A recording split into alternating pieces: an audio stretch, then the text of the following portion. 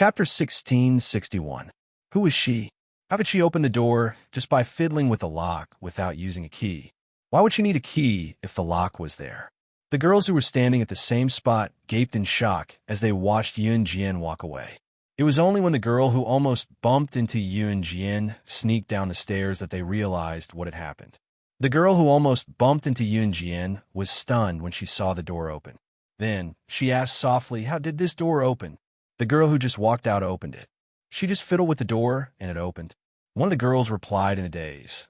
At this moment, Yun Jian had already arrived at the wall surrounding the south gate of the school where they had agreed to meet. There were quite a few people standing there. Apart from Chuning's group of 6, there were also a few boys and a few girls.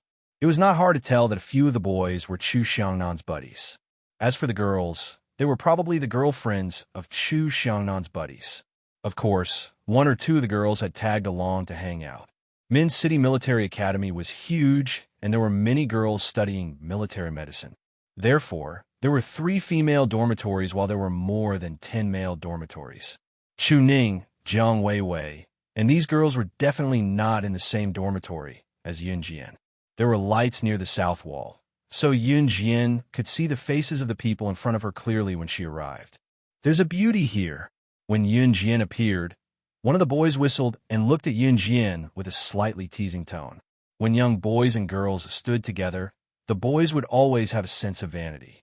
They would want to show off their most handsome or knowledgeable side in front of everyone. On the other hand, girls loved to show off how they were different from other girls in front of the boys. To put it bluntly, it was to show off their charm.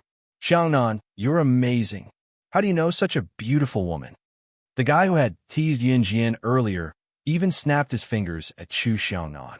Chu Xiangnan smiled awkwardly, but in his heart, he was thinking, "Didn't you guys ask to see Yun Jian? Xiangnan, is your Team Monarch's Grim Reaper coming or not?" However, she saw the boy poking his head towards the dormitory building. When he saw that it was pitch black, he turned his head and complained impatiently. The boy's name was Wu Yaotian, and he was a senior in the 3rd year of high school. He usually took care of Chu Xiangnan, but he was extremely prideful and liked to act cool in front of girls, especially beauties. "Isn't this already? It's already in front of you." Chu Xiangnan didn't have time to say anything. Wu Yaotian had already reached out his hand towards Yun Jian. He looked at Yun Jian with what he thought was a seductive gaze and said, "Beauty, let me carry you over the wall. Look at your precious body. Isn't it a little scary to climb over the wall?" As soon as Wu Yaotian said that, Yun Jian turned her body away. "Haha, the beauty is ignoring you." The other boys jeered again. Wu Yaotian licked his lips. He turned and grabbed another girl. After getting the other girl's permission, he carried the girl and jumped over the wall. Then, he jumped back over the wall. "How is it? Am I good at climbing over the wall? It only took me a minute to bring you out. What do you think, beauty? Do you want me to carry you out?" Wu Yaotian reached out to Yun Jian again. "Brother Yaotian, why are you carrying her? Look, she's ignoring you. Just let her stay in school alone. We'll go out and have fun. She can't go out on her own. Don't bother about her." A girl who was standing at the side pouted and whined to Wu Yaotian when she saw that. This girl's name was Chi Mei. She was Wu Yaotian's admirer. "Beauty, if you don't come over, I'll carry another girl. This wall is 2 meters high. You won't be able to get out." Wu Yaotian threatened Yun Jian. As he spoke, he waved his hand again. As soon as Wu Yaotian finished speaking, he saw Yun Jian take 2 steps towards him. Wu Yaotian's eyes lit up. Just as the surrounding boys were jeering and thinking that Yun Jian was going to throw herself into Wu Yaotian's arms and beg to be carried over the wall. However, they saw Yun Jian run forward. Then, she jumped up and grabbed the top of the 2-meter-high wall with both hands. With a 360 degrees flip, she spun and jumped over the wall. Her movements were clean and neat, as if she had done this hundreds of times. This process didn't take more than 3 seconds. Chapter 1662. If Yun Jian was not a martial artist, it was impossible for her to be so nimble with her movements just now. When students from regular schools played truant, even boys would look pathetic when they were climbing over walls. However, if there were girls climbing over walls, the boys would have to look dashing when they did it. They were all students from the military school. Other than Yun Jian, the rest were seniors from the second and third years of high school. They had been training in the military school for 2 to 3 years, so their skills were naturally different from regular people. 4-year, 3 seniors like Wu Yaotian, climbing over walls was a walk in the park. He was confident that he could do it even if he had to carry a girl over the wall. However, Wu Yaotian and the rest did not expect Yun Jian to be able to climb over the 2-meter-high wall in just 3 seconds. Even the male students who were from the military class of the 3rd year of high school couldn't do such a thing. Xiangnan, how was she so good? Wu Yaotian was dumbfounded. He looked at Chu Xiangnan and was interrupted by Chu Xiangnan. You can't afford to offend her. Chu Xiangnan looked at Wu Yaotian meaningfully, but did not reveal Yun Jian's identity. He patted Wu Yaotian's shoulder and walked to the wall with a smile before climbing over it. Chu Xiangnan befriended Wu Yaotian and the rest because they treated him well. However, that did not rule out the fact that Wu Yaotian and the rest liked to show off in front of girls. It was true that most boys like to show off their abilities in front of girls. After Chu Xiangnan climbed over the wall, the other 5 members of Team Monarch did the same. The other 5 members of Team Monarch ignored Wu Yaotian and the rest. It was obvious that Wu Yaotian and the rest were in cahoots.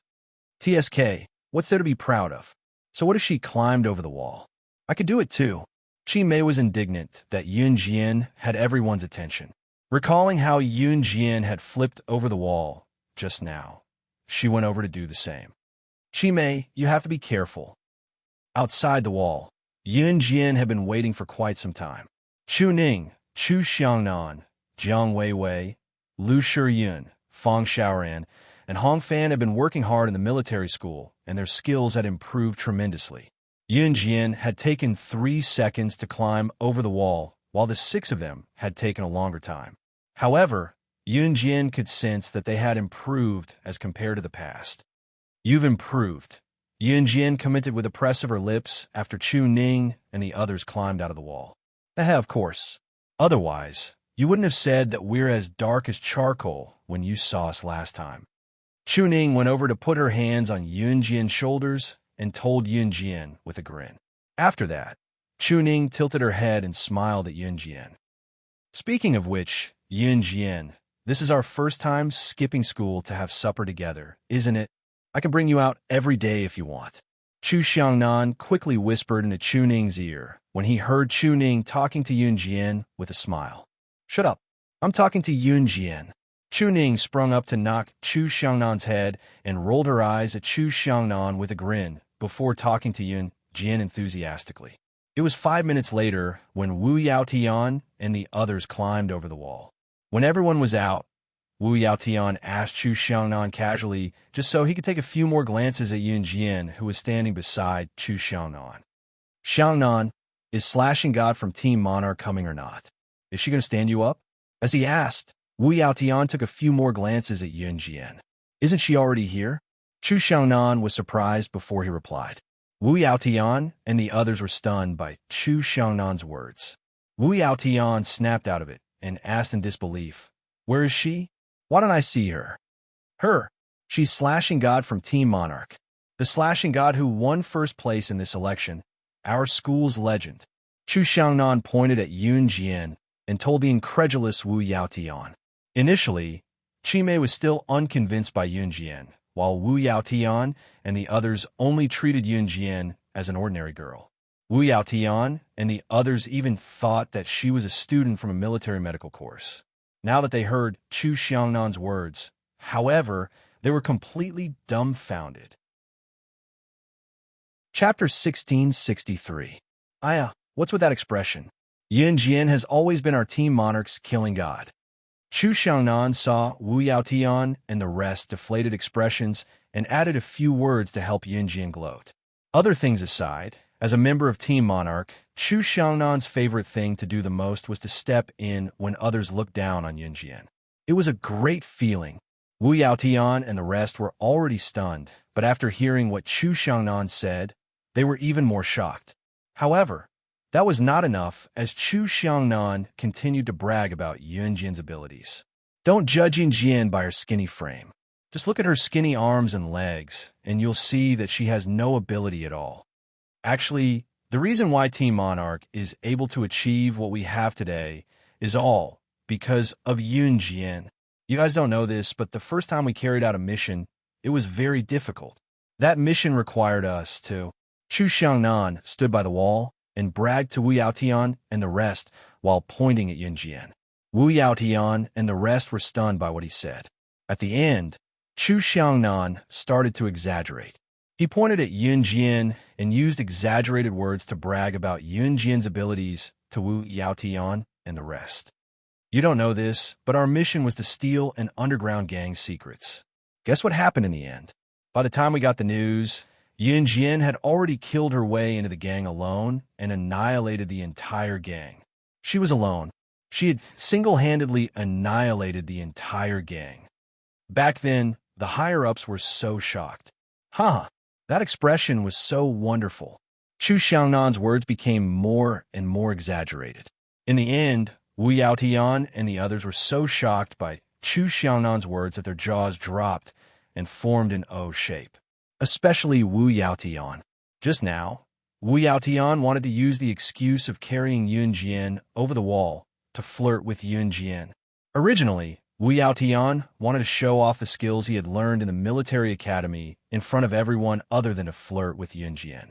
He felt that as a student of the Min City Military Academy, his strength was already very impressive. However, after hearing Chu Xiangnan's words, Wu Yaotian felt that it was a joke that he wanted to show off in front of Yunjian. She was the god of slaughter. It was the killing god who had won first place in the qualifiers not long ago. Those who participated in the selection were the best Special Forces soldiers in the country. Yunjian would be facing the best Special Forces soldiers in the country. Those people were mythical existences. What about Yunjian? She won first place. Not to mention Yunjian's battle record of annihilating an entire gang alone. No matter which one it was, in front of Wu Yaotian and the others, they were all out of reach. One could imagine how ugly Wu Yaotian's expression was at that moment. As for Qi Mei, who had said a few bad things about Yunjian, her expression wasn't any better. Ha! So she's the killing god, the legendary killing god. When Wu Yaotian and the others' expressions darkened, one of the guys in their group stood up and said straightforwardly. This guy had a candid personality, and his words were forceful and forceful. Soon, the atmosphere at the scene was heated up again. It's not early anymore. Let's go eat supper and hurry back to school. At this moment, Lu Shiyun, who had been silent all this while, spoke up. As soon as Lu Shiyun finished speaking, everyone agreed, and the group quickly walked to the supper stall. Wu Yaotian and Qi Mei were the only ones who still remembered the unhappiness from before. Qi Mei, in particular, felt an inexplicable rage burning in her eyes as she watched Yunjian move forward. Chapter 1664. There was a food street near the military academy. The food street here was very lively. The people here had a rich nightlife, so there were many people who came to the food street for supper at night. The food street here was filled with food stalls. If one wanted to walk from the beginning to the end, it would take more than 10 minutes. Usually, the students who played truant from a military academy would come to this food street for supper. Yunjian and the others came here as well. What supper do you all want to eat? The boy who stood up to deal with the awkward atmosphere was called Duan Mu. Like his name, Duan Mu was a very modest and elegant boy. As soon as everyone arrived, Duan Mu swept his gaze over everyone and asked, "Let's go eat barbecue skewers." Chu Ning suddenly suggested. The entire street was filled with all kinds of snacks. There were all kinds of snacks and everything one could think of. For example, noodles, rice noodles, and of course barbecue. Chu Ning's suggestion immediately received the silent approval of everyone present. Even Qi Mei, who had a problem with Yunjian, did not say anything. Barbecue was the favorite of young people. Most young people did not know that barbecue could not be eaten too much or that barbecue was unhealthy. Especially in this era, health awareness was not so strong. Therefore, many young people would go eat barbecue whenever they had a chance. Come, I'll lead the way. I know a barbecue place that's especially good. It's the most popular shop here. Duan Mu quickly recommended himself. As they spoke, the group walked towards the shop recommended by Duan Mu. The military academy was silent at this moment, especially the dormitory building. It was so quiet that only the breathing of the students could be heard. However, this food street was completely different from the military academy. The food street was filled with neon lights. There was a large and bright light bulb hanging above every shop. There were tables and chairs for hawkers scattered in front of the shop. Although the tables and chairs were old and the food street did not look clean, there was a unique flavor to it. There were many tables and chairs in front of the barbecue shop recommended by Duan Mu.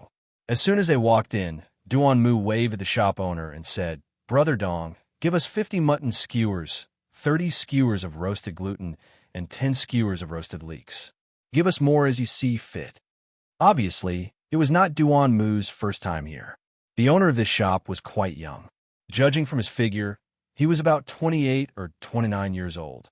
Hearing Duan Mu's words, the boss, who was called Brother Dong, replied, "Okay, I'll roast it for you first. It'll be ready soon." "Thank you, Dongji." Duan Mu hurriedly thanked him. However, the group quickly sat down. Because there were many people, for small tables were put together and they sat around them. Yun Jian followed the crowd and sat down beside Chu Ning. After Liao Tian found out about Yun Jian's identity, although he felt quite awkward, Yun Jian was still the idol of the entire Min City Military Academy. Soon, the unhappiness from before was thrown to the back of their minds. Wu Yaotian and the others acted as if they were facing their idol and asked Yun Jian one question after another. Wu Yaotian also held back his desire to tease Yun Jian. At this moment, he was talking to Yun Jian purely as if he was talking to his idol. He had long abandoned his improper thoughts about Yun Jian. Not long after Yun Jian took her seat, a surprised exclamation sounded. It was from a girl who had just walked in from the entrance of the barbecue shop. "It's you? You're the girl who almost bumped into me at the stairs just now." As soon as the girl saw Yun Jian, she pointed at Yun Jian and exclaimed. Everyone in Yun Jian's group immediately turned their gazes over. This girl was the one who almost bumped into Yun Jian on the second floor of Yun Jian's dormitory building. There were a few other girls standing beside the girl. After the girl who almost bumped into Yun Jian spoke up, they pointed at Yun Jian and exclaimed, "That's right." Chapter 1665. The girls standing next to the girl who bumped into Yun Jian were obviously the ones who saw Yun Jian unlock the door with the wire. Therefore, the moment they saw Yun Jian, they exclaimed in shock. Those who were with Yun Jian were surprised when they heard what the girls who had just joined the school said. "You know how to pry open the door without a lock?" Duan Mu asked Yun Jian in surprise. Everyone looked at Yun Jian in shock. Yun Jian was Team Monarch's slashing god, which was enough to shock everyone present. However, who would have thought that Yun Jian knew how to pry open the door? She opened the door to our female dormitory without using a key. She really gave us a fright. The girls were obviously still in shock from seeing Yun Jian unlock the door. The crowd was in an uproar, shocked by Yun Jian's ability. However, compared to that, the girl who almost bumped into Yun Jian at the staircase but was dodged by Yun Jian and hit her head hard was still holding a grudge. "Bro, it's this girl who made me get a big bump on my head. You have to avenge me." The girl who almost bumped into Yun Jian just now tugged at the hand of the man beside her like a spoiled child and pointed at Yun Jian as she spoke. The girl's name was Yang Lin. She was tall, not ugly, and had a great body. Yang Lin was a typical gangster girl, while the man standing next to her was a gangster. Yang Lin liked to hang out with gangsters because she felt that she had a high status in school. Sometimes, she even felt that she could hold her head up high in school with the gangster's protection. The man standing next to Yang Lin was not her biological brother. He looked up at Yun Jian and told her in a roguish tone, "Brother Yang, you're the one who's being bullied. Were you the one who bullied my sister?" The moment he saw Yun Jian's face, the man let go of Yang Lin's hand and walked toward Yun Jian. "What do you want?" Duan Mu asked the man coldly. "She bullied my sister. Of course, we have to pay her back." The man cackled and sized up Yun Jian. Nothing good would come out of being harassed by gangsters like this. Yang Lin crossed her arms and looked at Yun Jian. She could almost imagine Yun Jian begging for mercy. Seeing that Yun Jian was ignoring him, the man took 2 steps toward Yun Jian. Chi Mei, who was hiding in the dark, smirked. It seemed that Yun Jian would be in trouble without her doing anything. Just when Yang Lin and Chi Mei saw the man take 2 more steps toward Yun Jian's eyes flashed. With a glint in her eyes, she stood up abruptly from her seat and hollered, "Get down, all of you." Then, she swept her leg at the man and kicked him in the knee, making him kneel on the ground. The people around them didn't know why Yun Jian suddenly shouted for them to get down, but they all obeyed. "What's wrong with you?" The people around them, who trusted Yun Jian, all got down. Yang Lin asked after Yun Jian spoke. "That's..." Before she could finish her sentence, Chi Mei's heart almost jumped out of her chest at the scene in front of her. In the next second, Yun Jian kicked a stool and sent it flying in the air. When the stool was kicked to its highest point in the air, a few gunshots rang out in the distance. Gunshots rang out and bullets flew toward them. Yun Jian's kick sent the stool flying toward the bullets that were fired out of the blue right in front of everyone's eyes. Several bullets aimed at Yun Jian were intercepted by Yun Jian's stool. This scene frightened everyone present to the point that their faces turned pale, especially Yang Lin and Chi Mei, who didn't trust Yun Jian. This scene completely overturned everyone's understanding. A gun. She actually has a gun. But before everyone could be surprised by Yun Jian's terrifying skills, Yun Jian bent down and picked up 2 bullet shells from the ground. She narrowed her eyes and looked at a certain spot. She, who had been silent all this time, now played with the 2 bullets skillfully in front of everyone. Then, she curled her lips into a strange smile. Chapter 1666. Yun Jian fiddled with the 2 shiny bullet shells in her palm. She narrowed her beautiful eyes and stared at a dark corner of the food street. The food street was filled with snacks. The food street here was a straight street. If one were to cross left and right, they could pass through to a dark place or a street corner where there was no one. The 2 gunshots just now had only made 2 sounds. There was no doubt that the pistols were equipped with silencers. The sound of bullets fired from silenced pistols was so soft that no one on the busy food street noticed when the 2 bullets flew over. If Yang Lin, Chi Mei, Wu Yaotian, and the others hadn't seen it with their own eyes, they wouldn't have noticed the bullets flying over. Of course, Yun Jian, who was skilled with guns and ammunition, could easily smell the gunpowder even in this noisy food street. It was impossible for anyone who didn't come out of the assassin training camp to practice such sensitivity. Even if they came out of the assassin organization, they wouldn't have Yun Jian's ability. Yang Lin and Chi Mei screamed when they saw this. Gun! Gun! Gun! There's a gun! After Yun Jian said this to the people in the dark, Yang Lin and Chi Mei finally reacted. Someone had fired a gun just now. There's a gun. There's a gun here. Yang Lin and Chi Mei were just cursing Yun Jian for suddenly shouting, "Get down." Both of them had a problem with Yun Jian. Just now, they had been criticizing Yun Jian one after another. They both thought they had coordinated well. What else could Yun Jian say now? But they never imagined that someone would shoot them with a gun. A gun. It was a real gun. Both Yang Lin and Chi Mei were military medical students at the Min Military Academy. They had only heard the boys boasting about how they handled knives and guns and how they fought and killed. But now, such a thing was happening right in front of him. Lin Yang and Chi Mei were so arrogant just now. Now that they realized the danger, they squatted down with their hands over their heads, screamed, and found the nearest table. Then, they crawled under the table. Hearing Yang Lin's and Chi Mei's screams, the surrounding people who were eating supper were so scared that they quickly found a place to hide. Places with a lot of people were most afraid of rumors. When you were in a crowded place, if you yell someone is shooting, most of the people around you would definitely believe it. Because of this, the crowd became restless. Wu Yaotian and the others were so scared that they all found a place to hide and looked over. Chu Ning and the others also hid obediently and did not move. They were afraid of being a burden to Yun Jian. Yun Jian, who was standing in the same spot, smiled and walked out of the barbecue restaurant. She crossed her arms and looked at the darkness for a while. Then a woman walked out. This woman was very thin and had a good figure, but her breasts were very small. She looked more like a Westerner. She held a Browning M1911 pistol in her hand and walked out from the dark seductively.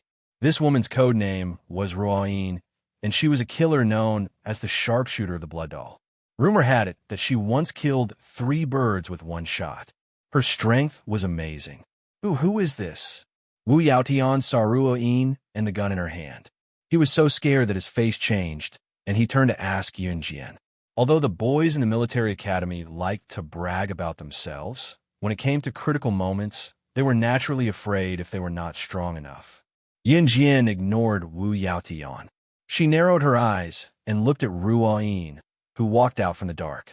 She did not look scared like the others. On the contrary, she looked at Ruoyin casually and looked up at her. There was a moment of silence. The people in the dark saw Yun Jian suddenly raise her hand and throw the 2 bullets in her hand to Ruoyin. Ruoyin's eyes flashed, and she caught them. I can't accept this greeting gift, but since you're here, don't even think about leaving. Yun Jian's red lips curved slightly as she said these words calmly. The people hiding in the dark thought that Yun Jian was too arrogant, but then they saw a sharp glint in Yun Jian's eyes. Chapter 1667. Ruoyin was standing not far away with a Browning pistol in her hand. Yun Jian's lips curled slightly. She pursed her lips and stared at Ruoyin with her sharp eyes. Just as everyone was shocked by Yun Jian's arrogant words, Yun Jian's next move made everyone's expression change. Everyone was still thinking that the woman called Ruoyin was holding a pistol, and Yun Jian, she dared to speak to Ruoyin in such a tone. Did she think that she could beat Ruoyin just because she kicked out a stool to block Ruoyin's 2 shots? Yun Jian, be careful. Although Chu Xiangnan and the rest knew about Yun Jian's skills, they still shouted at Yun Jian worriedly. Why did she have to drag us down if she wants to die? Didn't she see the gun in that woman's hand? What if that gun hurts us? Why is she so selfish? Can't she just die and not drag us down with her? Chimei was so scared that she hid under the table and trembled. As she trembled, she did not forget to curse Yun Jian while sobbing. It's all Yun Jian's fault. It's all Yun Jian's fault. So what if Yun Jian is Team Monarch's slashing god? That woman has a gun. Can she win against that woman? Not only will she not win against that woman, but she'll also get everyone killed. However, it was also at this moment that what happened next completely overturned everyone's understanding. This scene was unforgettable for everyone present. In the next breath, Yun Jian took 2 large strides to where Ruoyin was. Ruoyin's eyes sharpened, and she was about to raise the Browning pistol in her hand. Before she could raise the pistol, Yun Jian took 2 steps and jumped in front of Ruoyin. This scene caused an uproar among the people who were hiding in every corner. Yun Jian's skills were amazing. However, it was not over yet. While Ruoyin was still raising her Browning pistol, Yun Jian had already arrived in front of Ruoyin in a few flashes. Then, a second before Ruoyin raised her gun and aimed, Yun Jian's hands nimbly wrapped around Ruoyin's hands like a snake. At the same time, she wrapped around Ruoyin's left hand that was holding the gun and slammed her left wrist hard. Ruoyin's hand went limp from the impact. The left hand that was holding the gun went limp, and the Browning pistol slipped to the ground. Yun Jian caught the Browning pistol without even looking at it when she attacked Ruoyin's hand that was holding the gun. The other hand that was wrapped around Ruoyin's right hand grabbed onto her right hand at the speed of light. With a vicious pull, it rapidly struck the bones of Ruoyin's right arm. Ruoyin wanted to fight back, but Yun Jian had already hit her in every part of her arm, so she didn't have any strength. She widened her eyes in shock and wanted to kick Yun Jian with her long legs. At this time, Yun Jian had already circled behind Ruoyin with the gun. She used her knee to hit Ruoyin's knee, causing Ruoyin to kneel on the ground. The entire process took no more than 3 seconds. After 3 seconds, Yun Jian had already snatched the pistol from Ruoyin's hand. Ruoyin's eyes widened. She was not weak, but she did not even have time to react before Yun Jian kicked her to the ground. She even took the pistol. After being forced to the ground, Rua Yin was about to struggle when she suddenly heard the sound of a gun bolt being pulled. Yun Jian had taken the Browning pistol from Rua Yin's hand and pressed it against the back of Rua Yin's head. When the crowd in the distance saw this scene, they could not help but be dumbfounded. Yun Jian had actually taken the pistol from this woman's hand, and from this woman's skills, it could be seen that she was definitely not weak. Rua Yin, who was known as a sharpshooter by Blood Doll. This Rua Yin was probably a member of the assassin organization, and Yun Jian had just snatched the pistol from Rua Yin's hand. Oh my god, the speed at which she snatched the pistol was faster than the speed at which she fired it. This little girl is too scary. An older uncle next to them looked at Yun Jian in shock and let out a cry of shock. Yang Lin, Qi Mei, and the rest were scared beyond recognition. They saw Yun Jian pressing the gun against the back of Rua Yin's head and smiling coldly at her expressionlessly. Chapter 1668. Yun Jian's words were like sharp silver needles, piercing Rua Yin's heart one by one. These words were simply mocking Rua Yin's incompetence as a sharpshooter. Rua Yin was famous as a sharpshooter, but she couldn't even protect her most commonly used pistol. Rua Yin was unwilling, but she had no choice. Yun Jian's strength was too strong, so strong that even if she was unwilling, she had no choice but to accept it. As expected of an SS? Losing to you, I'm convinced, Rua Yin said. She didn't show any fear of Yun Jian pointing a gun at the back of her head. After all, she was an assassin who was used to all kinds of situations. Her ability to endure was naturally not something an ordinary person could compare to. Seeing that Yun Jian was suppressing Rua Yin, Yang Lin and Qi Mei, who were cowardly crawling under the table, quickly crawled out from under the table. Oof. Who told you to shoot at us just now? Yun Jian, hurry up and kill her. She almost killed us just now. I'm so angry. Qi Mei was just blaming Yun Jian for provoking Rua Yin, who had a pistol at her hand. She was asking why Yun Jian didn't die by herself and insisted on letting everyone take the risk with her. But now, Yun Jian had snatched the pistol from Rua Yin's hand and even pointed it at the back of Rua Yin's head.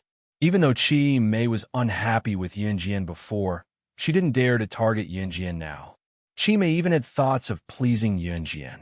As for Wu Yaotian, who wanted to take liberties with Yun Jian, or the very upright Duan Mu, or the man Yang Lin called brother, everyone was looking at Yun Jian with shocked and frightened eyes. At this moment, no one dared to stand out and say a word, except for Qi Mei. Qi Mei had just criticized Yun Jian with harsh words, but now that she saw Yun Jian's terrifying strength, she went from being unhappy with Yun Jian to now standing up to please Yun Jian. Everyone present was watching Qi Mei's every word and action. Even those standing beside, Qi Mei rolled their eyes at her. Quick, shoot her. Let her know how powerful we are. Oof. She actually wanted to kill us. He really dared to do that. Yun Jian, hurry up and shoot her. Anyway, you're a popular person in our military academy. Even if you really kill someone, the officers will protect you. Qi Mei was indeed a talent. Seeing that Yun Jian had subdued Rua Yin, Qi Mei, who had previously treated Yun Jian as her mortal enemy, immediately treated Yun Jian as one of her own. She even incited Yun Jian to kill Rua Yin. Those who didn't know better would think that Yun Jian was Qi Mei's subordinate. Seeing that Yun Jian had pressed the muzzle of the pistol to the back of Rua Yin's head, Qi Mei's incessant words continued to spread. As she spoke, she walked towards Yun Jian. She already treated us like that just now, and you're still not going to kill her? Weren't you very powerful just now? And didn't you once annihilate an entire gang by yourself? Why don't you dare now? Qi Mei's voice continued to ring out. The crowd watching this scene from afar was deeply disgusted by Qi Mei's actions. However, just as Qi Mei was about to reach Yun Jian suddenly turned around and let go of the suppressed Rua Yin. She turned around and kicked the completely unprepared Qi Mei. Qi Mei still treated Yun Jian as one of her own, so she was full of confidence that Yun Jian wouldn't do anything to her. But at this moment, Yun Jian suddenly kicked Chi Mei's abdomen in the air. She kicked Chi Mei far away on the spot, then held the pistol and fired a few shots at Chi Mei, who was thrown to the ground. Bang, bang, bang, bang, bang. 5 shots. Yun Jian's marksmanship was so accurate that it was frightening. These 5 shots hit Chi Mei's forehead. Her left arm grazed the side, her left leg grazed the side, her right arm grazed the side, and her right leg grazed the side of her head. Her marksmanship was exquisite, and the shots just grazed Chi Mei's 5 sides and shot into the cement floor. 5 shots. If any of them were slightly off, Chi Mei would definitely be injured. This scene happened so quickly that Chi Mei's face turned pale with fright. The surrounding crowd was also shocked by Yun Jian's shots, and their hair stood on end. They saw that Yun Jian had already pointed the muzzle at Chi Mei's temple. In front of everyone present, she spoke coldly to Chi Mei. Chapter 1669. Yun Jian let go of Rewritten and turned around to kick Chi Mei, pointing the gun at her. This action caused everyone present to be astonished. Oh my God! Some people in the crowd covered their eyes as if they could imagine Yun Jian shooting Chi Mei's head. But at this moment, no one pitied Chi Mei. Not only did Chi Mei's actions make Yun Jian unable to take it, even the people who were standing far away were disgusted. What Chi Mei had done just now made everyone present extremely disgusted. Some people were even annoyed with Chi Mei and wanted Yun Jian to shoot Chi Mei to death. This girl has a big mouth. I can't stand her. A middle-aged man who was standing far away spat on the ground after being angered by Chi Mei's attitude. In the eyes of everyone present, Yun Jian's action was purely to vent her anger. Cough, cough. I don't mean to say this, but this girl is more than a little annoying. Even Rewritten, who was hostile towards Yun Jian, did not leave after being released by Yun Jian. She walked to Yun Jian's side, touched her chin, and complained. Rewritten was not afraid that Yun Jian would catch her again. She walked to Yun Jian's side and commented. Yun Jian pointed the gun at Chi Mei's head and turned to look at Rewritten. Why aren't you leaving? Do you want me to kill you? I'm not asking for it. Rewritten stood beside Yun Jian, shaking her slender and long legs as she looked at Chi Mei, who was kicked out by Yun Jian. Chi Mei was so scared that her face turned pale. She got up from the ground almost immediately and kowtowed to Yun Jian, begging for mercy. No, don't kill me. I was wrong. Put the gun away. I won't dare to do it again. Chi Mei was a person who paid a lot of attention to her appearance. She could even show off her most beautiful appearance in front of the boys. She only ate 1 meal a day just to lose weight and shape her perfect figure to present in front of the boys. Of course, all of this was under the premise that their lives were guaranteed. At this moment, even his life was not guaranteed. What was the point of caring about his appearance and image? Therefore, Chi Mei directly knelt down and kowtowed to Yun Jian. Her whole body trembled like a spring. Puff! Such guts! Weren't you very powerful just now? Rewritten saw Chi Mei kneel down in front of Yun Jian. Her body was trembling like a spring, as if she had been greatly frightened. She stood aside and couldn't help but sneer. Rewritten was in no hurry to leave. Yun Jian's red arc slightly raised. She pulled the bolt of the pistol. In the midst of Chi Mei's begging and kowtowing, Yun Jian pursed her lips. The next second, she said with an indifferent expression, "You can die now." As soon as she finished speaking, a bang sound rang out. The moment Chi Mei heard the gunshot, she seemed to have been seriously frightened. She fell straight to the ground and fainted completely. Everyone standing in the distance was frightened by Yun Jian. She really shot. Was she really going to kill Chi Mei? But before anyone could react, they saw Yun Jian suddenly point the gun at the dark place where Rewritten had just come out from. With a bang sound, Yun Jian's shot directly into the dark place. What was Yun Jian doing? Everyone present widened their eyes in shock. After the shot was shot into the dark place, a slender man of about 182 meters in height, who looked handsome just by looking at his figure, easily dodged Yun Jian's shot and exposed himself to everyone present. The man was about 23 years old. He wore a hoodie with a collar on his head, but it couldn't stop his handsome face from appearing and disappearing in the dark. When she saw the man, Yunjian narrowed her eyes and smiled contemptuously. Chapter 1670. Ruo Yin's expression changed when she saw that Yunjian had fired a shot and forced the handsome young man out of the shadows. She had actually discovered their leader hiding in the shadows. Ruo Yin's face turned pale with fright. She had originally thought that with her abilities, she would be able to take 1 or 2 blows from Yunjian. However, she had never expected that Yunjian would be able to subdue her in 1 blow. This was not a big deal. After all, Yunjian's identity was not to be underestimated. However, Ruo Yin had never expected that Yunjian had already discovered their leader hiding in the shadows. Yunjian had not said anything, but that did not mean that she had not discovered their leader's existence. Ruo Yin was well aware of their leader's abilities. However, Yunjian had actually seen through everything with 1 glance. Normal people might not have been able to see through Yunjian's shot, but Ruo Yin, who was also an assassin, could see through it with 1 glance. Yunjian's shot had just happened to be aimed at the Blood Doll leader's hiding spot. Her speed, direction, and distance were all very accurate. If the leader did not walk out in front of everyone, he would have been hit by Yunjian's shot. Yunjian had controlled the speed of the shot just now perfectly. If the Blood Doll leader did not walk out, he would have been hit by that shot. Therefore, Yunjian's shot had successfully forced the Blood Doll leader, who was hiding in the dark, to come out. Leader! Ruo Yin suppressed the shock in her heart. She turned her head to the side to look at her Lord Chief and bowed to her. The Blood Doll leader's name was Di Lin. At this moment, Di Lin was dressed in black from head to toe. The hat behind his collar was also black. In this dark night, under the illumination of the surrounding neon lights, Di Lin's appearance was faintly discernible. This was a very young but pale face.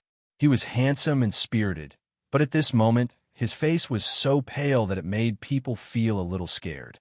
Di Lin didn't show any signs of panic after being discovered by Yunjian.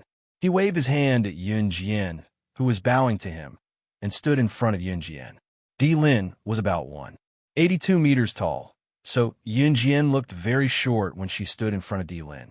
But in terms of aura, Yunjian was many times stronger than him. Another person had arrived. Standing in the distance, Wu Yaotian, Yang Lin, and the others were dumbfounded beyond words. Everyone stared blankly at the scene before them. Yunjian narrowed her eyes at Di Lin. Tell me why you're here. Yunjian narrowed her eyes and asked calmly. I'm here to find my woman. Di Lin said to Yunjian.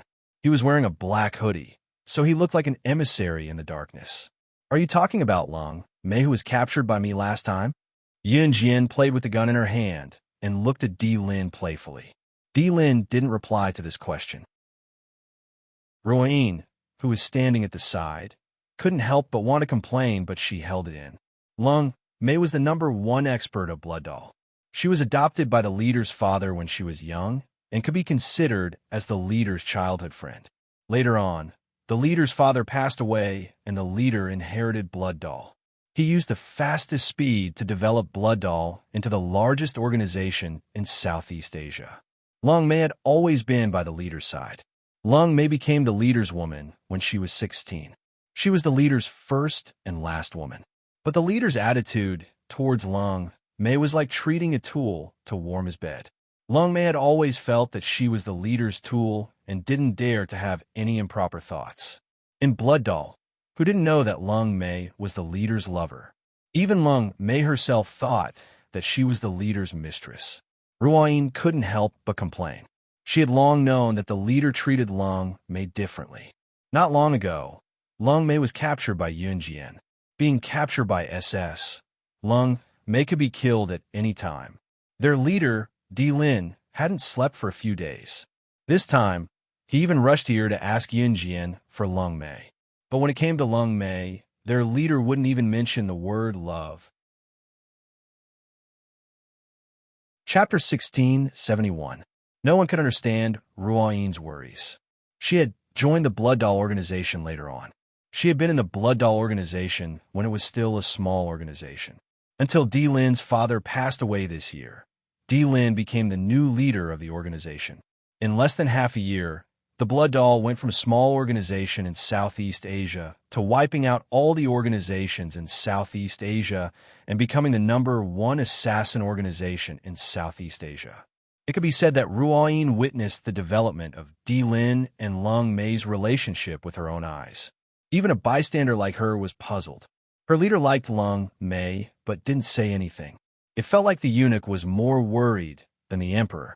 Even a eunuch like her was anxious to find a way to matchmake her leader and Lung Mei. It was so heart-wrenching. Yun Jian played with the gun in her hand and looked at Di Lin with a frivolous gaze, waiting for his reply. Yes, Di Lin said to Yun Jian expressionlessly. The woman he was looking for was Lung Mei, who was captured by Yun Jian last time. Seeing that the atmosphere had calmed down, Wu Yaodian, Duan Mu, Brother Dong, and Yang Lin, who was holding a grudge against Yun Jian at the school dormitory, as well as the hooligan who called him brother, walked out of their hiding place. Even so, they didn't dare to come close. Who knew if the gun in Yun Jian's hand would go off accidentally? That was a gun, a real gun. If it went off accidentally, someone would die. Even so, everyone was confused by Yun Jian, Di Lin, and Ruoyin's words.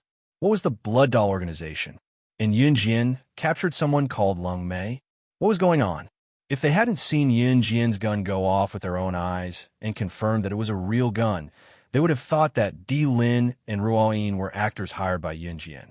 His purpose was to flaunt his groundless abilities in front of everyone. At this moment, Yun Jian, who was standing in the middle of the food street and looking at Di Lin with frivolous eyes, suddenly smiled. She raised her beautiful eyes and stared at God's descent's eyes. After a moment of silence, she opened her mouth and said, "I'm sorry. I'm a person who never makes a losing deal. You can take him back, but I have a condition." Upon hearing that Yun Jian had a condition, everyone standing in the distance pricked up their ears to listen.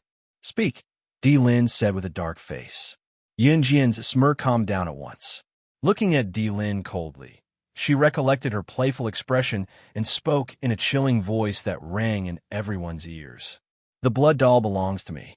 You could take the person away." What she wanted was the entire Blood Doll organization. Even though the crowd did not know what the Blood Doll was, they could feel that it was not something ordinary. After hearing Yun Jian's words, everyone present gasped. They had to admit that Yun Jian was very arrogant. What she wanted was not money or status. She wanted the entire Blood Doll organization. "You?" Hearing this, Ruoyin's emotions tensed up. Unable to restrain herself, she almost attacked. "I can give her to you, but before I give you the Blood Doll, I want to see her in perfect condition." Di Lin waved his hand at Ruoyin and looked sharply at Yun Jian. When Di Lin said that, even Yun Jian was slightly shocked. The Blood Doll was not a small organization. In the past, it might have been a small organization in Southeast Asia, but now it was the top organization in Southeast Asia. How could he give it up so easily? Deal. Even though she was doubtful, Yun Jian finished her sentence without changing her expression. What she wanted was not just the Blood Doll organization. She wanted everyone in the organization. Chapter 1672. I'll see you in Longmen City this Saturday. I'll bring you to her. Of course, you'll have to show your sincerity first. Like, who's the mastermind behind the Blood Doll organization's mad pursuit of me? Yun Jian narrowed her eyes and looked at Di Lin, reverting to her usual demeanor. Unbeknownst to her, a smirk crept up the corners of her lips again. Yun Jian crossed her arms and looked at Di Lin lazily, waiting for his reply.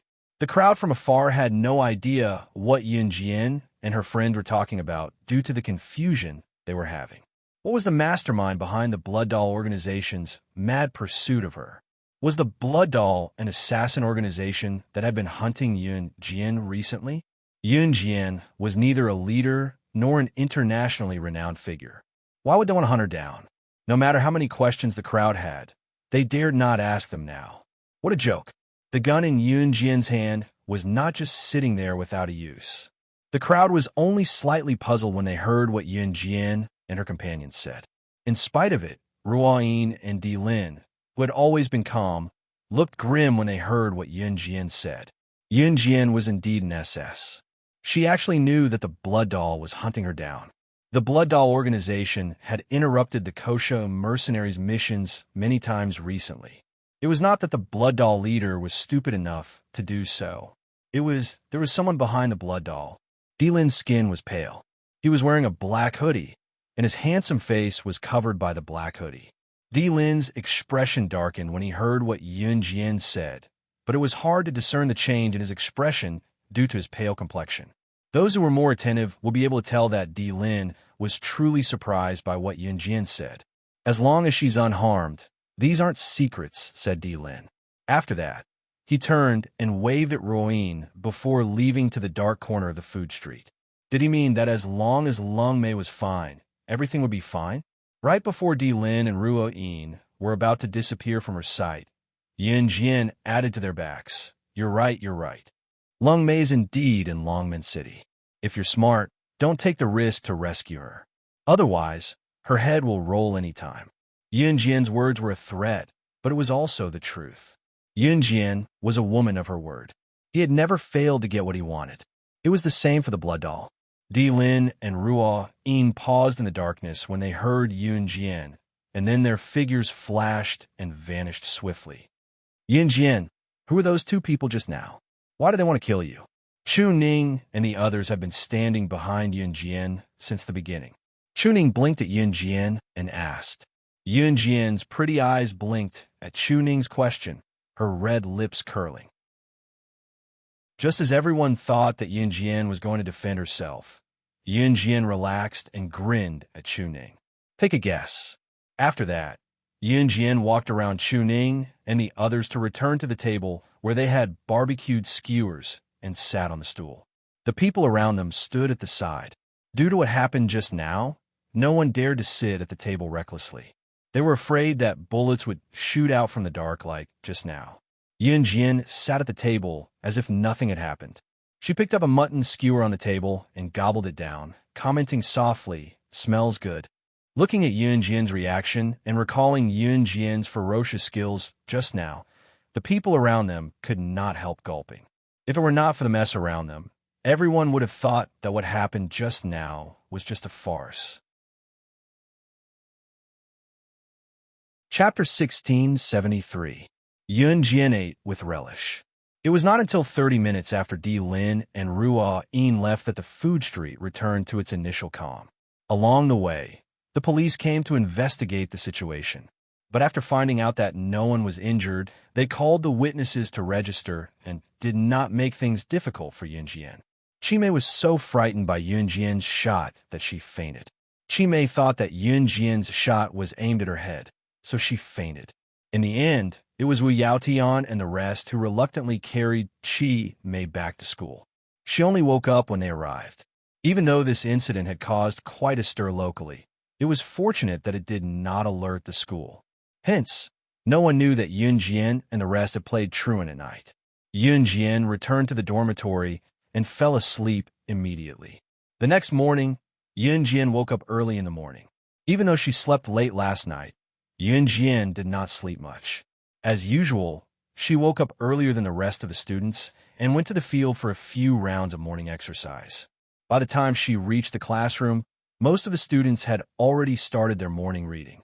The students of Min's City Military Academy usually woke up at 5:30 a.m. and started with half an hour of morning reading, followed by half an hour of morning exercise.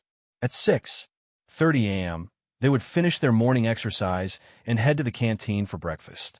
Half an hour of morning exercise every morning was already very tiring. Hence, when it came to breakfast, the students in the school would have a huge appetite. Plus, there's a lot of training in the military academy. Hence, both boys and girls had bigger appetites than students from other schools. If they could train, of course they could eat. Even if the students of the military academy had bigger appetites than students from other schools, they would still be slimmer and more muscular than students from other schools. At this moment, Yun Jian, Lin Wan, and Mu Ying were eating porridge in the canteen. Yun Jian ordered a bowl of porridge, 3 pumpkin pies, a bun, and an egg. Compared to the average girl, Yunjian's appetite was not small. At most, it was shocking. But in the military academy, this kind of appetite was not small at all. Yunjian, yesterday at the mention of Yunjian and the others playing truant yesterday, Linwan paused for a moment. She looked around cautiously, then moved her head closer to Yunjian. Linwan whispered in a voice that only Yunjian, Muing, and herself could hear. Was it fun to play truant yesterday to have supper? Looking at Linwan's curious look, Yunjian's red arc curved. She didn't answer directly, but pursed her lips and said, "You'll know when we go together next time. I'm a good baby." Linwan shook her hands. She shook her head and moved her head away from Yunjian. At this moment, a gentle female voice sounded from the school's broadcast system. The radio was set up in every corner of the school, so even if people were sitting in the cafeteria, they could still hear the radio. And at this moment, the gentle female voice on the radio spread to almost every corner of the cafeteria. "Congratulations to student Yunjian of our school's Grade 1, 2, for winning the Strongest Female Student Award personally inscribed by Principal Ma. Student Yunjian is being praised by the entire school. Next, student Yunjian who heard the broadcast, please come to the Academic Affairs office to receive your award." As soon as the gentle female voice on the radio finished speaking, Yunjian's mouth twitched. Not only Yunjian, but all the students who heard the broadcast were dumbfounded. Strongest Female Student Award? What the hell was this? When did this award become available? How come it had never happened before? Chapter 1674. Award. Strongest Female Student. It was personally inscribed by Principal Ma. Yunjian, was it because your performance at the selection round was too amazing and you won first place? That's why Principal Ma gave you such an award. And it was announced to the entire school. Linwan covered her mouth. Principal Ma's funny behavior made her laugh. Awarding certificates was something that happened in every school. However, the usual awards were nothing more than exemplary student, activist, good child, and so on. Higher up would be first prize, second prize, and third prize. At the very least, it would be first prize, second prize, and so on. But what about Yunjian? On the other hand, Principal Ma had personally written a certificate for her as the strongest female student. The problem was that this award had never been given out since the establishment of Min's City Military School. In other words, what Yunjian received was the highest honor. Therefore, when the announcement was broadcasted, all the students around them were discussing who Yunjian was, who was crowned as the strongest female student, award or title.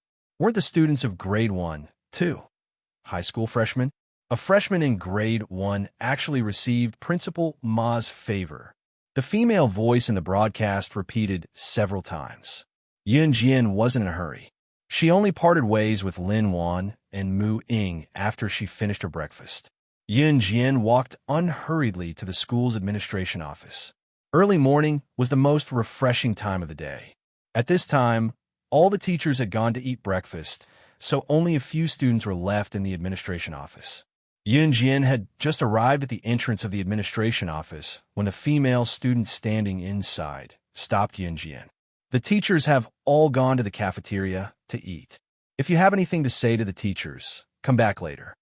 This female student was the most trusted student of one of the teachers in the administration office.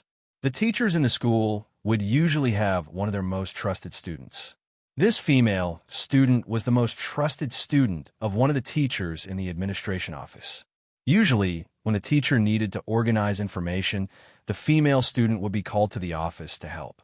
Because she was deeply doted on by the teacher, the female student was especially arrogant in front of other students. There were always a few students in the school who were as obedient as lapdogs in front of the teachers. They would take on any chores or dirty work and were deeply trusted by the teachers. However, they were unusually arrogant in front of other students. The female student who stopped Yunjian was such a person. Now that there were no teachers in the administration office, the female student felt that she was the one in charge of the administration office. Therefore, before Yunjian could enter the administration office, she was stopped by the female student and ordered Yunjian to come back later. I'm Yunjian from year 1 too. I heard the announcement and came to collect my certificate. Yunjian did not waste time with the girl and went straight to the point. You're Yunjian from grade 1 too?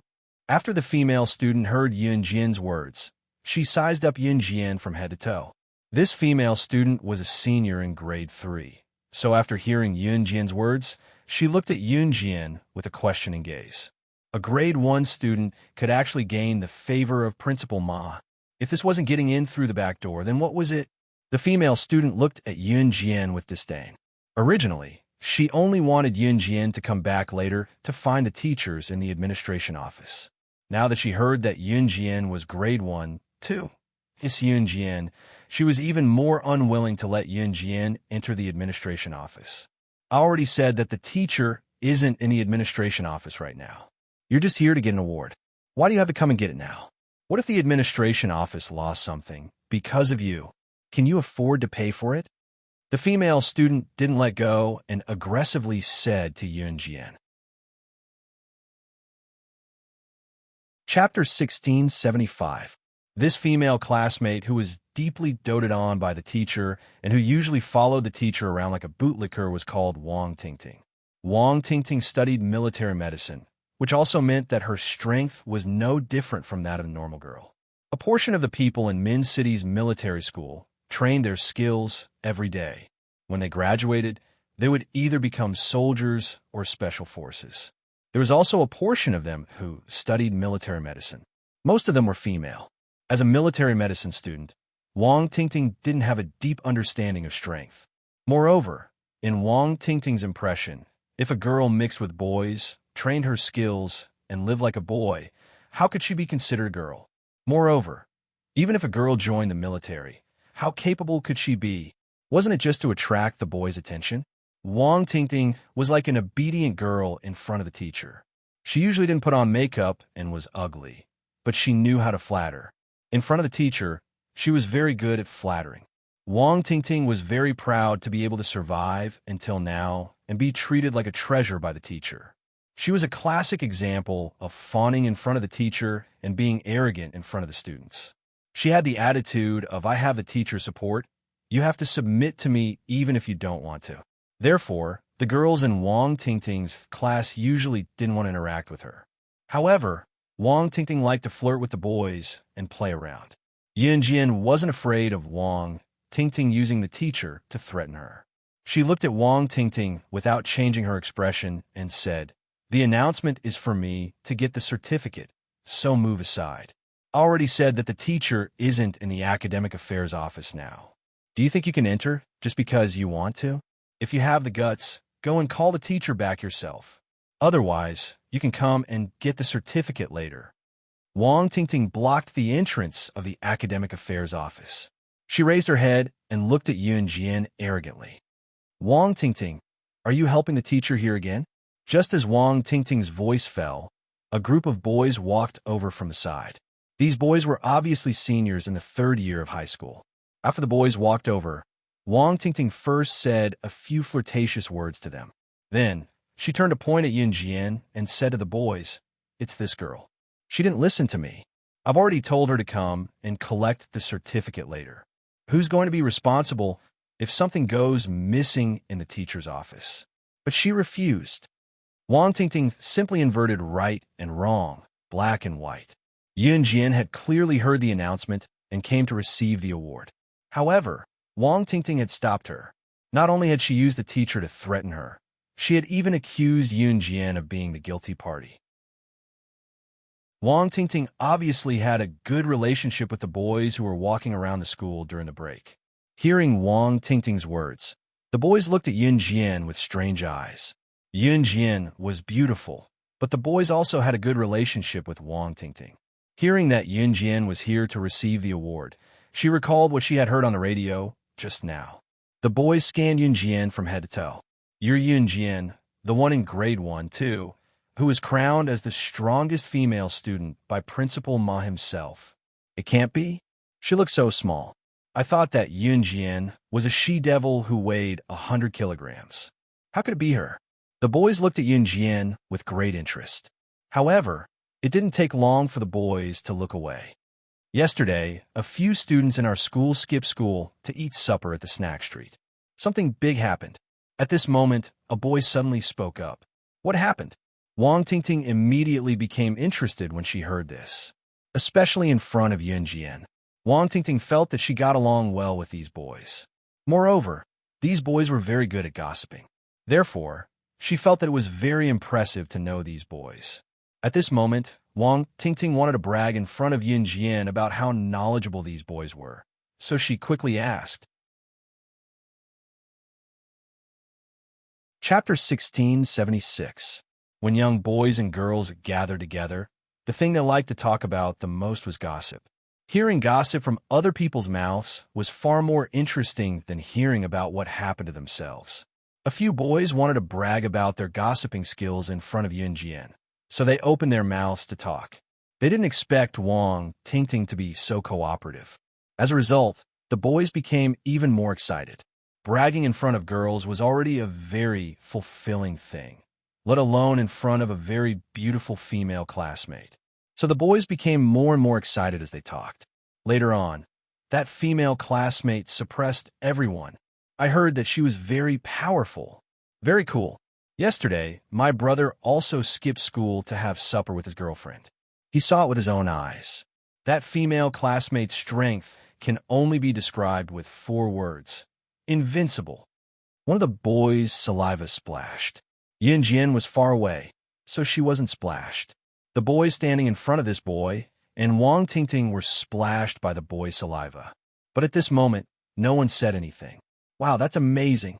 Then do you know who that person is from our school? Wang Tingting revealed a look of admiration. Speaking of this, Wang Tingting glanced at Yunjian. While admiring the powerful person mentioned by the boys, she didn't forget to look at Yunjian with disdain. That person is really powerful. What about you? I really don't know how you got that strongest female student award. Don't tell me you got it by sleeping with your body. Wang Tingting's last sentence was quite loud. Yunjian was very good-looking, but she was a freshman in high school. As a freshman, she didn't have much strength or experience. Her body was thin and weak, and she only had good looks. So other than sleeping with others, how could she get the strongest female student award? Just as Wang Tingting finished speaking, before Yunjian made a move, the boy who said that his brother saw the powerful scene of the female classmate yesterday with his own eyes pointed not far away and shouted in surprise. Look, that's my brother. I asked him to come over and tell you guys how powerful the female classmate he saw yesterday was. I heard that she snatched the gun away from him in an instant. Just as the boy finished speaking, he saw that his brother had already rushed over. Before the boy could finish his words, his brother had already looked at Yunjian as if he had seen his idol and shouted in surprise. It's you. It's you. It's actually you. Yesterday, you were the one who flew out of the bench to block the bullet. You even snatched the gun from the woman who was holding it. You even told her that you can't even protect your own weapon. What kind of sharpshooter are you? Classmate, you're my idol. When the boy's brother saw Yunjian, he was so excited that words couldn't describe it. Seeing this, the surrounding people were instantly dumbfounded. What? She was the girl who was rumored to have snatched the pistol from the enemy? When Wang Tingting heard this, she felt a pain in her head. For a moment, she had a feeling of disbelief. She was the female classmate that everyone was talking about. However, this was not the end. Immediately, everyone was stunned when they saw a slightly older figure walking over from not far away. The moment he saw Yunjian, this slightly older man actually started running. The people present focused their gazes. Wasn't this man the Min City Military Academy's Principal Ma? Why was Principal Ma here too? Wang Tingting and the boys present were a little stunned. Before she could recover from her shock, she saw Principal Ma running to Yunjian and speaking to her in a rather agitated tone. You're a genius, Mr. Ma. Classmate Yunjian, you really didn't let me down. You won first place in this selection competition. First place. Ha ha ha. Of the 100 Special Forces soldiers who participated in this selection competition, which one of them isn't the most powerful person in our country? And you actually won first place in the selection competition. Chapter 1677. As the principal of Min City Military Academy, Principal Ma was usually fierce, but he was very kind to students who needed help. However, as the principal of Min City Military Academy, he was not often in the school due to his official position. Therefore, most of the students only saw Principal Ma's serious face. Wang Tingting and the boys present were seniors in their third year of high school.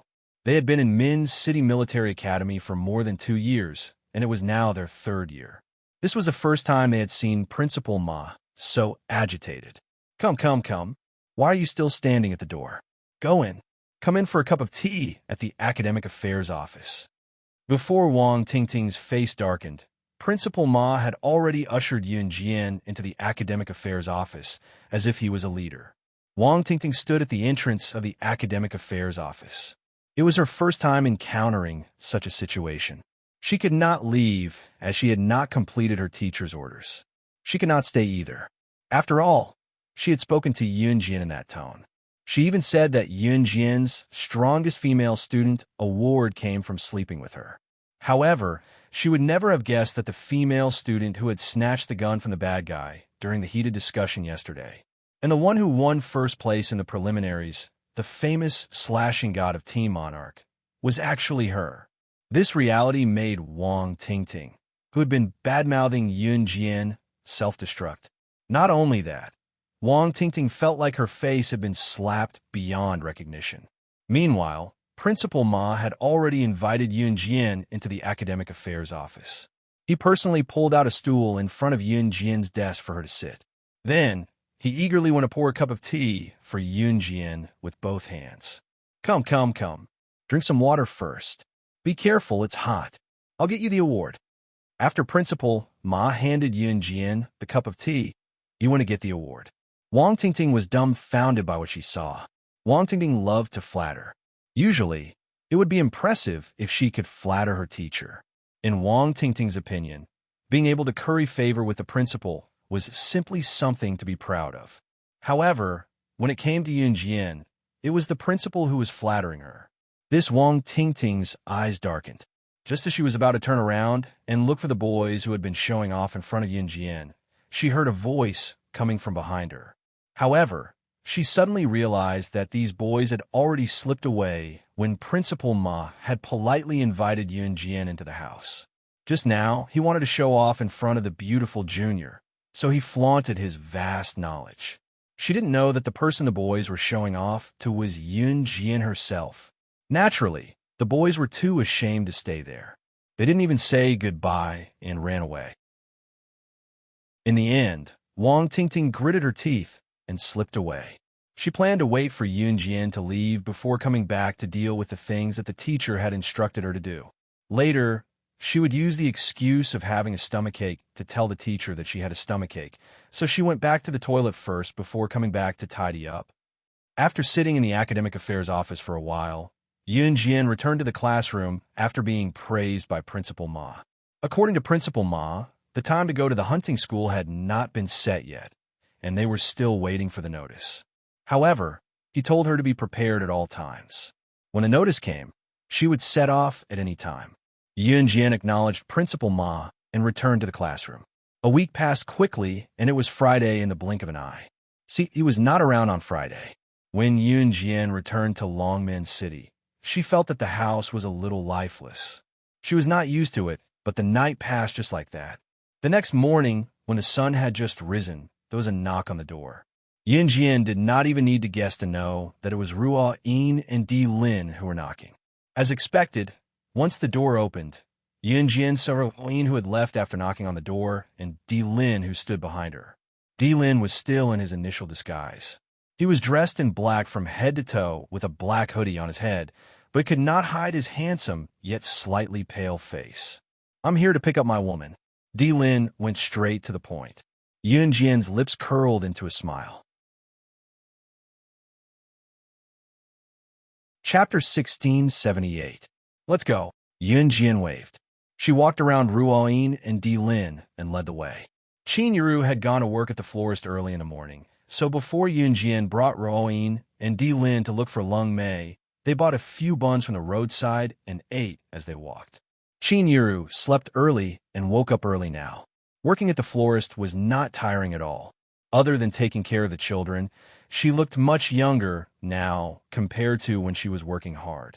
Logically speaking, Qin Yiru should have spent the rest of her life at home 20 to 30 years earlier than her peers after giving birth to such a capable daughter like Yunjian.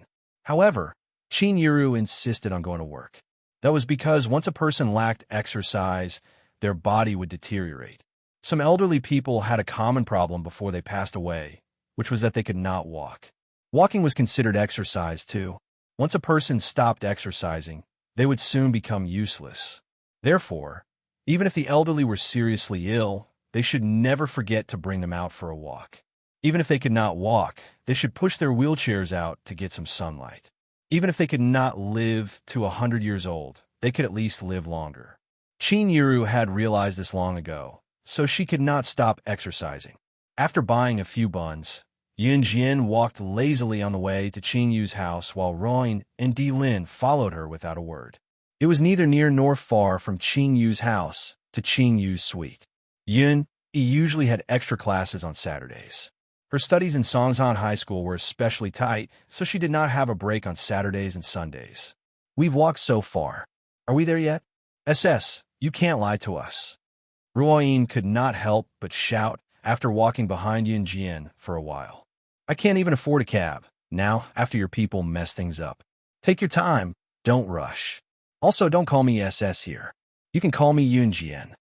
Yunjian turned to Ruoyin with a grin, half joking. Yunjian was referring to the fact that the blood doll had recently interfered with the missions of the kosher mercenaries. Ruoyin was rendered speechless by Yunjian's words and was glared at by her own leader. Thus, Ruoyin could only swallow the words she wanted to say back to Yunjian. It's here. Yunjian led Ruoyin and Di Lin on a leisurely walk for half an hour and finally arrived at Qin Yu's door. When she reached the door, Yunjian stretched herself. It's nice to take a walk in the morning. What's more, there were 2 lackeys following behind him. This feeling was not bad. Yunjian had the key to Qin Yu's house, so she took it out when they arrived at the door. As soon as the door opened, a graceful voice rang out from within the room. It's burnt. Ha ha. I've won 3 rounds today, so tonight's bowl's chopsticks and our clothes are all yours. Yunjian had just opened the door when this graceful voice sounded. Yunjian raised a brow. Ruoyin and Di Lin could not help the corners of their lips twitching when they heard the female voice. The female voice undoubtedly came from Lung Mei. Just as the female voice ended, another young voice continued. Grandpa, Grandpa, let's go save Grandpa. Inside the house, Lung Mei, Qin Yu, and Gun Yinji were playing mahjong together. The 3 of them had nothing to do, so they decided who would wash the dishes and clothes today based on the outcome of the mahjong game. Lung Mei had won 3 rounds in a row. She spread out the mahjong tiles excitedly and stood up. The color TV next to her was still playing Qin Yu's favorite show, Calabash Brothers. Yunjian could not help the twitch of her lips when she saw this scene as soon as she stepped through the door. Lung Mei stood up excitedly and even made an I've won gesture. However, just as she stood up to cheer her victory, she caught sight of Yunjian, who was standing outside the door, and Di Lin, who was standing behind Yunjian and Ruoyin. Lung Mei almost slipped when she saw Di Lin. She steadied herself and looked at Di Lin in shock. Leader, why are you here? Lung Mei had always thought that she was just Di Lin's mistress. Now that she was captured by Yunjian, Di Lin would only give up on her as a pawn. Chapter 1679. Ruoyin was dumbfounded when she saw Lung Mei wearing Qin Yu's rabbit slippers and cute teddy bear pajamas. She looked so relaxed and comfortable. When Lung Mei was in the blood doll, she had always presented herself as an aloof and cold person. What was up with her today, though? The moment the chief found out that Lung Mei was captured by Yunjian, he could not sleep well and did not eat much during the day. SS was known for their ruthlessness. Who knew if Lung Mei would be killed after being captured by Yunjian? However, reality proved that Ruoyin and Di Lin were wrong. Not only was Lung Mei not dead, She was still wearing the rabbit slippers and teddy bear pajamas as she played mahjong with Qin Yu and Gun Yinji. After winning the game, she even jumped up excitedly to tell Qin Yu and Gun Yinji, who were in the same team as SS who captured her, that they would take care of the bowls, chopsticks, and clothes for the three of them tonight. Where was the danger? The chief was worried that something would happen to Long Mei, so he gave the entire Blood Doll organization to Yun Jian. Yet, Long Mei was hiding here, playing mahjong. Ruoyin, you're here too? Long Mei looked at Ruoyin and lowered her hand that was raised in excitement. She gulped and looked at Di Lin and Ruoyin, her voice growing softer. Long Mei, you're living such a comfortable life. The chief was so worried about you that he didn't eat or sleep well for the past few days. Ruoyin said to Long Mei. However, just as Ruoyin said that, Di Lin glanced sideways and glared at her. This made Ruoyin, who wanted to exaggerate to Long Mei about what Di Lin had done for her these days, shut her mouth. God, the chief's gaze was too scary. For the sake of her life, she should find a chance to tell Long Mei, this slow-witted woman. Yun Jian stood at the door and watched Di Lin walk in. She walked over without a word to grab Long Mei's hand, who was standing in front of the mahjong table, and drag her out. Leader, how did you find this place? Before Long Mei could finish her sentence, Di Lin dragged Long Mei out of the room with a dark face. He did not say a word. The blood doll is yours. After dragging Long Mei to the door, Di Lin turned to look at Yun Jian. After saying that, he dragged Long Mei, who had no idea what had happened, out of the room. What? Why did the blood doll organization? Why did it belong to Yun Jian? What did the chief promise Yun Jian? Long Mei suddenly had a bad premonition. However, just as Di Lin grabbed Long Mei's wrist and was about to leave, Yun Jian's voice suddenly came from behind him. I'll take the blood dolls, but you're still the leader of the blood dolls. Di Lin stopped in his tracks. Leader, you gave her the blood doll? Why? Don't tell me it's because of me. Long Mei was the #1 expert in the blood doll organization, but her EQ was nothing to scoff at. Long Mei thought for a long time before realizing that Di Lin was doing all this for her. Huh, he didn't love her, so why would he give up the entire blood doll organization for her? Di Lin did not look at Long Mei, but he tightened his grip on her wrist. He looked up and met Yun Jian's eyes. What she meant was she took the blood doll, but he and the rest of the blood doll organization did not have to leave. It was just the blood doll organization working for her. That was all. Really, Di Lin was puzzled. Naturally, he did not want to give the blood doll that his father had created to someone else. However, he had no choice this time. Chapter 1680. Yun Jian narrowed her eyes and looked at Di Lin with her pretty ones as she spoke solemnly. Her goal wasn't to take over Blood Doll from the very beginning. Instead, she wanted the Blood Doll, including everyone in the Blood Doll organization, to become her people. A powerful and capable person didn't mean that he had to take over a powerful company. Instead, he had to make all the powerful people in the company his subordinates and use them for his own purposes. Because a company itself wasn't valuable. What was valuable was not the company itself, but the powerful people in the company. Di Lin finally understood how terrifying Yun Jian was. Rumor had it that SS wasn't just powerful, she was also very calculative. She lived up to her reputation. Follow SS and you'll have meat to eat. Sure enough, this was not just a general statement. The mission to assassinate you and obstruct the kosher mercenaries was given a high reward by a man in a black robe. We're just taking the money. Di Lin didn't promise Yun Jian directly. Instead, he told her everything he knew to show his sincerity. Yun Jian said that he would still be the leader of Blood Doll, but Blood Doll would be under SS control from now on. Di Lin agreed to this. If Yun Jian wasn't SS, Di Lin would rather give Blood Doll away than work for Yun Jian. But Yun Jian was SS. Follow SS, and you'll have meat to eat. For this reason alone, Di Lin agreed. I can feel your sincerity. Well then, it's a pleasure working with you. Yun Jian's lips curled up slightly. Let's have a pleasant cooperation. Di Lin and Yun Jian came to an agreement. Smart people like to talk to smart people. It wasn't without reason. Leader, Delin grabbed Lung Mei's wrist. She knew that everything today was for her sake. She couldn't help but feel guilty. Let's go home. Delin turned and walked out with Lung Mei's hand. Leader, I'm sorry. Lung Mei wanted to say something more apologetic. Don't call me Master Chief anymore. Delin grabbed Lung Mei's wrist tightly, then suddenly stopped and growled at her. But why? Lung Mei asked in confusion. Are you stupid? Don't scream if the leader asks you not to. Even Ruoyin couldn't help but worry about Lung Mei's EQ. Lung Mei swallowed her saliva and shut her mouth. When Lung Mei was about to disappear from Delin's grasp, Yun Jian saw Qing Yu and Gu Nianji running out of the house. Qing Yu stood at the door and waved at Lung Mei. Let's play a few hundred rounds of mahjong next time. I don't believe that I can't beat you. It was only after Lung Mei and the others left that Yun Jian turned to look at Qing Yu and Gu Nianji, her lips curling into a smile. Are you addicted to mahjong? Do you want to go to Asia and play mahjong under the warm sun? No need. Sister Jin, let's go out for a walk, haha. Qing Yu tugged at Gu Nianji's hand and dashed out. Yun Jian's lips curled up again at the sight of him.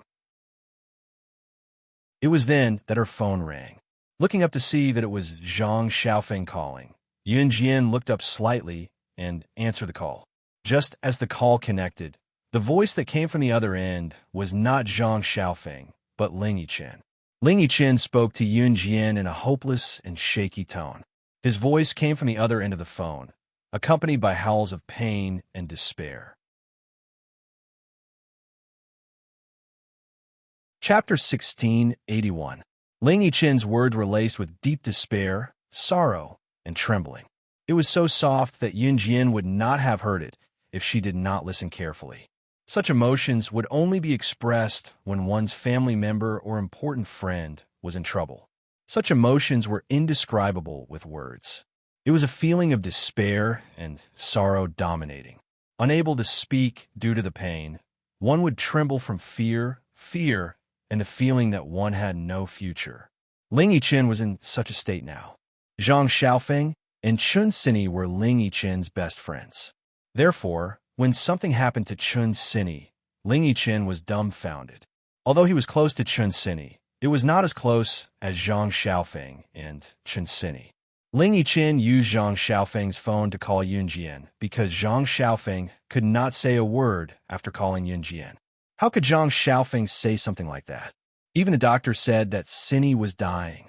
After Yun Jian heard Ling Yichen's words, her lackadaisical gaze sharpened. Where are you? Yun Jian asked curtly. We're at Longmen City People's Hospital. Ling Yichen's voice had just rung when Yun Jian hung up. Ling Yichen did not get a reply from Yun Jian. Instead, what he got was the beeping sound of the phone being hung up. In less than 10 minutes, Yun Jian had arrived at Longmen City People's Hospital from Qing Yu's house. It was not close to Longmen City People's Hospital from Qing Yu's house. Yun Jian had intercepted a motorcycle midway to the hospital. Before she stopped the motorcycle, Yun Jian had told the owner to pick up his bike at the hospital. Hence, the owner had chased her all the way to the hospital before he could retrieve his bike safely. Of course, this was a story for later. Yun Jian drove the motorcycle to the hospital and dashed inside. Outside the emergency room, Zhang Xiaofeng was sitting on the floor, paralyzed, while Ling Yichen was not in a better state. There were a few adults sitting around with their heads lowered. They were no doubt Chun Sini's parents and relatives. When Yun Jian arrived, the emergency room door was already open. A doctor in white was reporting to the paralyzed Zhang Xiaofeng, Ling Yichen, and Chun Sini's parents and family members. The patient's time of death is October 17th, 1999, 9:40 a.m. The doctor was still reporting the numbers, but the family members standing outside the emergency room have a mental breakdown. Zhang Xiaofeng and Ling Yichen were paralyzed, unable to say a word. No. How can my daughter be dead? She's so young. How can she be? Please, save her again. Save her. She's still so young. She hasn't even passed her prime yet. Doctor, I beg you. I'm begging you. Chun Sini's mother had already broken down. As she spoke, tears blurred her vision and she knelt down in front of the doctor. Chun Sini's relatives were all ashen-faced. What a good child. Was she gone just like that? Just as everyone was in despair and breaking down, wailing in grief and pain, their hearts constricted and their tears flowed uncontrollably. In the midst of the haze, a small and slender figure flashed past everyone's eyes. Before everyone could react, Yunjian's petite figure was already standing in front of the doctor who reported the news of Chun Sini's death with a straight face. She reached out and grabbed the doctor's collar. "She won't die. Get out of my way." The doctor refused to let her pass and even said to Yunjian, "I know you're upset, but the dead can't come back to life." Chapter 1682. Just as she said that, she was already holding a butterfly knife that she had pulled out of nowhere. The butterfly knife was already pressed against the doctor's neck agilely. Grim Reaper's hand. Who in this field did not know about the Grim Reaper's hand in the medical field? It was the living dead, the existence of flesh and bones. Even if it was a dead person who was carried into a coffin, the Grim Reaper's hand could revive the person in seconds. The legendary Grim Reaper's hand was not human at all. It was a living Hua Ta, a celestial being who had descended from the heavens. Therefore, when he heard Yunjian's self-introduction, the doctor who was used to seeing life and death parting narrowed his eyes and staggered. Yunjian had announced her identity directly so that there would be no obstacles. Now that she was confirmed dead, it meant that Chun Sini had been resuscitated many times in the hands of these doctors. The time wasted could have cost a person who could have been revived. This moment was different from when Qin Yiru's hand was injured back then. A life was at stake. If they did not resuscitate Chun Sini in the shortest time possible, even she would not be able to save her. Perhaps it was the way Yunjian wielded the butterfly knife just now that was comparable to a doctor who held a scalpel for years and had amazing skill with it. The doctor who was expressionless earlier dashed to the director's office in horror after hearing Yunjian's words. Chun Sini's relatives and friends who stood where they were had never heard of the Grim Reaper's hand. However, seeing the change in the doctor's expression just now, everyone placed their hopes on Yunjian. In the end, Yunjian entered the operating room under the pleading of Chun Sini's mother. 3 hours later, with the director's assistance, Yunjian completed the operation that cut into the brain. The operation was completed successfully, and Chun Sini was safe. The brain was the most dangerous part of the human body that could not be injured the most because it was the most important part of the human body. It was fine if other parts were injured, but if there was a problem with the brain that controlled the entire body, the danger was imaginable. When Yunjian came out of the operating room and announced Chun Sini's rescue, the entire Longmen City People's Hospital was in an uproar. Chun Sini's parents were indescribably grateful to Yunjian. Zhang Xiaofeng and Ling Yichen, who were paralyzed earlier, also recovered. Sini was still alive. It's good that he's alive. As long as he was alive, anything could be healed. What happened? Yunjian asked Zhang Xiaofeng and Ling Yi after getting rid of the crowd. Half an hour later, Yunjian arrived at the gate of No. 1 Middle School alone. Yizhong was a key high school in Longmen City. Yizhong students had classes on Saturdays and only had weekend breaks from Saturday night to the weekend dinner time. Therefore, the students of No. 1 Middle School were still in school. Chun Sini accidentally met the school beau of No. 1 Middle School. In order to avoid the pursuit of the ugliest girl in No. 1 Middle School, the school beau of No. 1 Middle School treated Chun Sini as cannon fodder and madly pursued her. The ugliest girl in No. 1 Middle School came from a wealthy family. She was a very powerful person. Therefore, the school beau of No. 1 Middle School was pestered by her as well. The ugliest girl in No. 1 Middle School thought that the school beau of No. 1 Middle School had really fallen in love with Chun Sini, so she pushed Chun Sini down from the second floor, and her head hit the ground when she was arguing with Chun Sini this morning. That was right. Yunjian was here to avenge Chun Sini. Without a doubt, Chun Sini had become the group's scapegoat. Moreover, with the ugliest girl's family background, even if something really happened to Chun Sini, the girl would be fine as she was still underage. At most, she would be sent to the police station for a while before she was released. When Yunjian entered the school gate, The guard uncle stopped her, but Yun Jian leaped through the 2-meter-tall gate. The guard uncle was so frightened that he dared not chase after her. Number 1 middle school's second-year class, 6, the class of the school beau.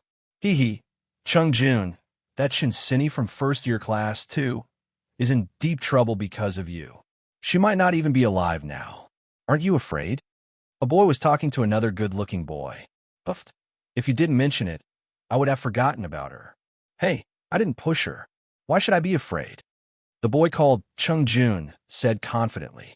At this moment, a petite and beautiful figure appeared at the gate. While the crowd was amazed by Yun Jian's beauty when she came in, they did not forget to gossip about her. However, Yun Jian glanced over and asked coldly, "Who is the school beau of number 1 middle school?" "Him, it's him." "Beauty, why are you looking for the school beau of number 1 middle school? Don't tell me you want to chase him?" "Ha ha ha." The boy who was talking to the school beau of number 1 middle school, Zhang Qingjun, immediately pointed at Zhang Qingjun and teased Yun Jian with a smile. Everyone in the class laughed when they heard this. As soon as the boy finished speaking, Zhang Qingjun brushed his bangs and was about to exclaim about his charm. However, Yun Jian's figure flashed. She quickly drew her knife, and the butterfly knife flew out like a sword. She appeared in front of Zhang Qingjun in an instant, grabbed the butterfly knife, and stabbed it directly into Zhang Qingjun's thigh in front of everyone. Chapter 1683. When Yun Jian entered the classroom to ask who the most handsome guy in it was, the students in class 2-6 had thought that Yun Jian was a student from another school. Zhang Qingjun was very famous in Longmen City. Due to his good looks and results, many high school students in Longmen City knew who he was. Even some of the junior high school students knew who Zhang Qingjun was. Therefore, the students thought that Yun Jian had chased after Zhang Qingjun, the most handsome guy in their school, because she admired him. In spite of it, no one expected Yun Jian, who gave off the impression of a meek high school girl the moment she appeared, to suddenly appear in front of Zhang Qingjun in a few blinks. His skills were like those of a martial artist. Everyone was dumbfounded when they saw an ordinary girl display such a powerful ability. That was not the end of it. The students in the class saw Yun Jian appearing in front of Zhang Qingjun in a flash. While he was feeling good about himself, she flipped her hand and stabbed a knife into Zhang Qingjun's thigh before anyone could react. She then uttered the words that made the pupils of all the students in Zhang Qingjun's class shrink. Ah, ah, ah. However, at this moment, Zhang Qingjun's piercing scream had already sounded. The pain of being stabbed in the thigh by Yun Jian was far more real and terrifying than one could imagine. The students who witnessed the scene dashed out of the classroom in fright to call for the teacher. Only a few braver ones, or Zhang Qingjun's friends, remained in the classroom. You're Chen Sini's friend. Why didn't she tell us that she has such a powerful friend like you? Otherwise, they would never have provoked Chen Sini. The few boys in the class who played with Zhang Qingjun and even instigated Zhang Qingjun to cause trouble for Chen Sini were so scared that their faces turned pale. When they heard Yun Jian asking about Zhang Qingjun earlier, they were still standing by the side, mocking and exaggerating while whistling and watching the show. At this moment, all of them were scared half to death. Yun Jian was obviously not an ordinary person. Wasn't Chen Sini just the daughter of a wealthy businessman? How did she get to know such a terrifying friend? Why would a normal girl rush up and stab a knife into someone's thigh? It was such a terrifying scene. Normal girls would be scared just by imagining it. But what about her? After stabbing the knife into Zhang Qingjun's thigh, she actually said those words without changing her expression. "Teacher Gua, right here." A girl rushed into our class and stabbed Zhang Qingjun's leg with a knife. Outside the classroom, the voice of the student who had run out to call for the teacher could be heard. Soon, a male teacher with a large pile of fat on his abdomen and a shiny scalp walked into the classroom under the protection of the crowd. As soon as this male teacher called Teacher Gua entered the classroom, all the students present quieted down. Seeing Zhang Qingjun rolling on the ground, Mr. Gua's face darkened. He shouted to the surrounding students, "Go and call an ambulance." After shouting, Mr. Guo looked at Yun Jian and said fiercely, "Which school are you from? How did you get in? You're so young, and you don't learn good things. How dare you hurt someone in our school? Don't think that you can't go to the police station because you're not 18 yet. If you dare to hurt someone in public, you'll definitely go to the juvenile detention center for 10 to 8 years." Zhang Qingjuan's family background was not ordinary. Now that something had happened to Zhang Qingjun at school, Zhang Qingjuan's family would naturally not let Yun Jian off. Seeing Mr. Guo's appearance, Zhang Qingjuan's friends who were afraid of Yun Jian just now calmed down a little. Mr. Guo was a physical education teacher in No. 1 high school. At the same time, he had undergone strict training. His strength was naturally different from ordinary people. With Mr. Guo around, everyone believed that Yun Jian would not dare to do anything. However, after hearing Mr. Guo's words, Yun Jian gave a cold smile. She raised her foot and stepped on the butterfly knife that had pierced into Zhang Qingjuan's thigh, sending the knife further in. This time, Zhang Qingjun curled up in pain and finally fainted. The surrounding people looked at Yun Jian in disbelief, who still dared to make a move. However, when they heard Yun Jian's words, they said coldly and arrogantly, "Tell your principal of No. 1 high school to come and see me immediately. Otherwise, I'll kill him right now." Chapter 1684. She wasn't joking. At this moment, everyone was shocked by Yun Jian's actions. If the first stab wasn't enough to make Zhang Qingjun faint, then when Yun Jian stepped on his wound a few more times, it was simply fatal. Ordinary girls would be scared when they saw such a scene, but this girl, not only was she not afraid, but she also did something even more shocking. "Go and call the principal." Mr. Guo, who was very calm just now, also panicked. He was so scared that his face changed, and he quickly shouted at the students behind him. If a person's aura could support the sky, then Yun Jian's aura was enough to make Mr. Guo's legs go weak. Before becoming a physical education teacher, Mr. Guo had undergone professional strength training. Although Mr. Guo was fat, when he fought, his speed was faster and more agile than most people. However, in front of Yun Jian's aura, Mr. Guo didn't even dare to say a word. After about 3 minutes, the principal of No. 1 high school was called here in a hurry. Seeing Zhang Qingjun unconscious on the ground with his thigh bleeding, the principal's face instantly turned extremely pale. Zhang Qingjun's family background was not ordinary. His parents' company was famous in the entire Zhe province. Most importantly, Zhang Qingjun's father was the director of No. 1 high school. If Zhang Qingjun's father found out that something had happened to Zhang Qingjun in school, then he wouldn't be able to be the principal anymore. Therefore, when Principal Shi of No. 1 high school saw this scene, he was scared silly. You, stop." Seeing Yun Jian deal with Zhang Qingjun, Principal Shi was so scared that he rushed over to stop her. "You can come over, but my knife doesn't have eyes." When Yun Jian saw this, she flipped her hand and held another butterfly knife in her palm. Then, she swung the butterfly knife and placed it on the neck of the unconscious Zhang Qingjun as fast as she could. A knife again. How many knives is she hiding on her body? Why can't I tell that she's hiding a weapon just by looking at her appearance? Is she an agent in the movies? She can actually hide a weapon on her body. When the surrounding students saw Yun Jian take out another butterfly knife, they immediately widened their eyes in horror. Even if an ordinary person were to hide money on their body, they wouldn't be able to do it without making a sound. They also couldn't guarantee that the money wouldn't be lost if it was hidden in their clothes. However, she had hidden 2 butterfly knives. These 2 butterfly knives were not small. She hid them on her body without any flaws. Was this something an ordinary girl could do? No. Stop. I will do my best to satisfy you, as long as you put down the knife. Principal Shi was scared out of his wits by Yun Jian's actions. He waved his hand to show his weakness to Yun Jian. Hearing this, Yun Jian kicked the fainted Zhang Qingjun away. Naturally, she disdained to use Zhang Qingjun to threaten others. In just 2 short steps, Yun Jian walked in front of Principal Shi and the others. She looked at Principal Shi and the others and said calmly, without any change in her expression, Chun Sinny, who was pushed down from the second floor this morning, is my friend.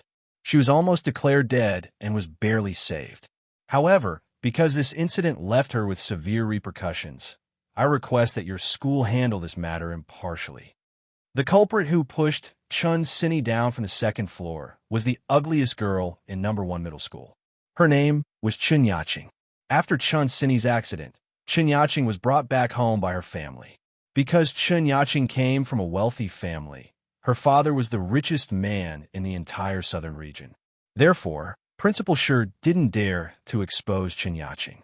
To put it bluntly, even if Chun Sinny died as the culprit, Chun Yaching and Zhang Chengjun, nothing would happen to them. The two of them would go to school. In the end, they would use the excuse that they were underage and accidentally hurt someone to cover up the matter. Then, the matter would be settled. Hearing that Yun Jian wanted him to handle this matter impartially, Principal Shi was so scared that his face turned pale. He would rather offend Zhang Chengjun's family than Chun Yaching's family.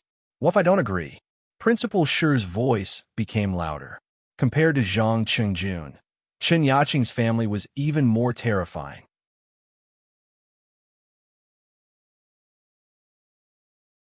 Chapter 1685. Yun Jian's insolent words were like a landmine that spread to every corner of the place, stupefying everyone for a moment. When they came back to their senses, they were bewildered. Bomb number 1 middle school? She had the ability to bomb the entire school? The students present were slightly taken aback. Look, she said she's going to bomb number 1 middle school. Some of the students were stunned for 2 seconds after hearing what Yun Jian said before bursting into laughter. The students were genuinely thinking that it would be great if Yun Jian really had the ability to bomb number 1 middle school. However, the problem was that she, a teenage girl, actually said she was going to bomb number 1 middle school. Would it not be a joke if she said something like that?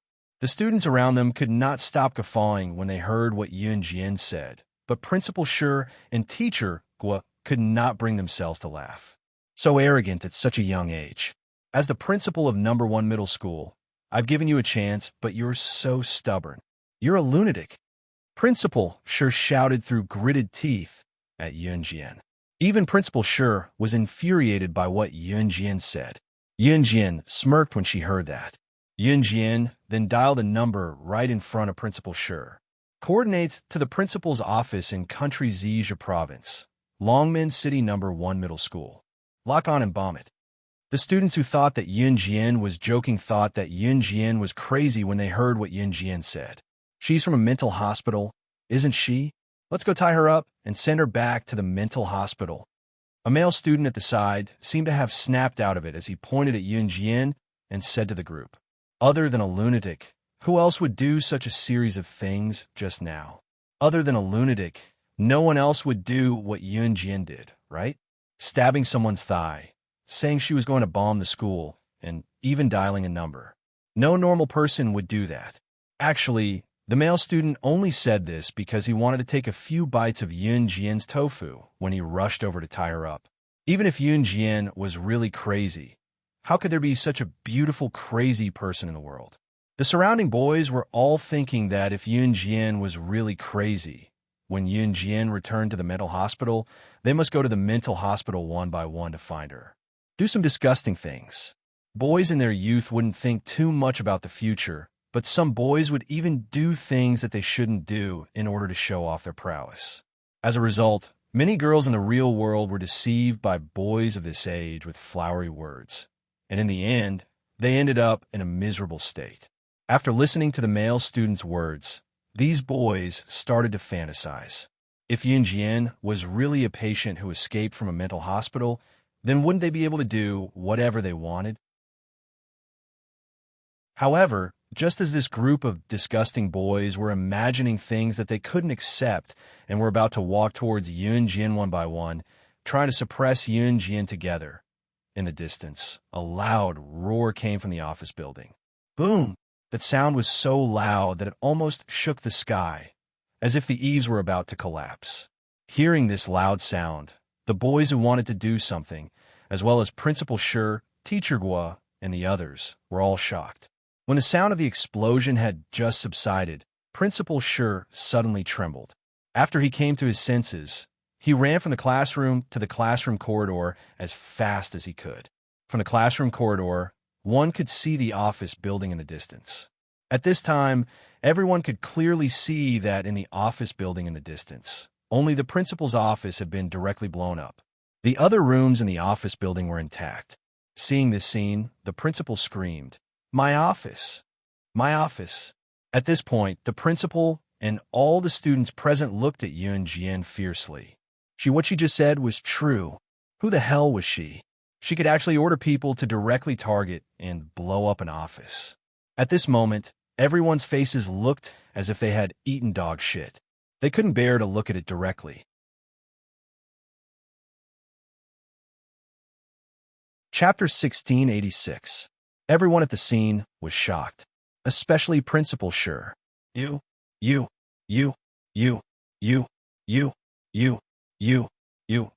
Principal Shi was scared out of his wits. When he came back to his senses after a long time, he pointed at Yun Jian with his trembling fingers that could not be looked straight at.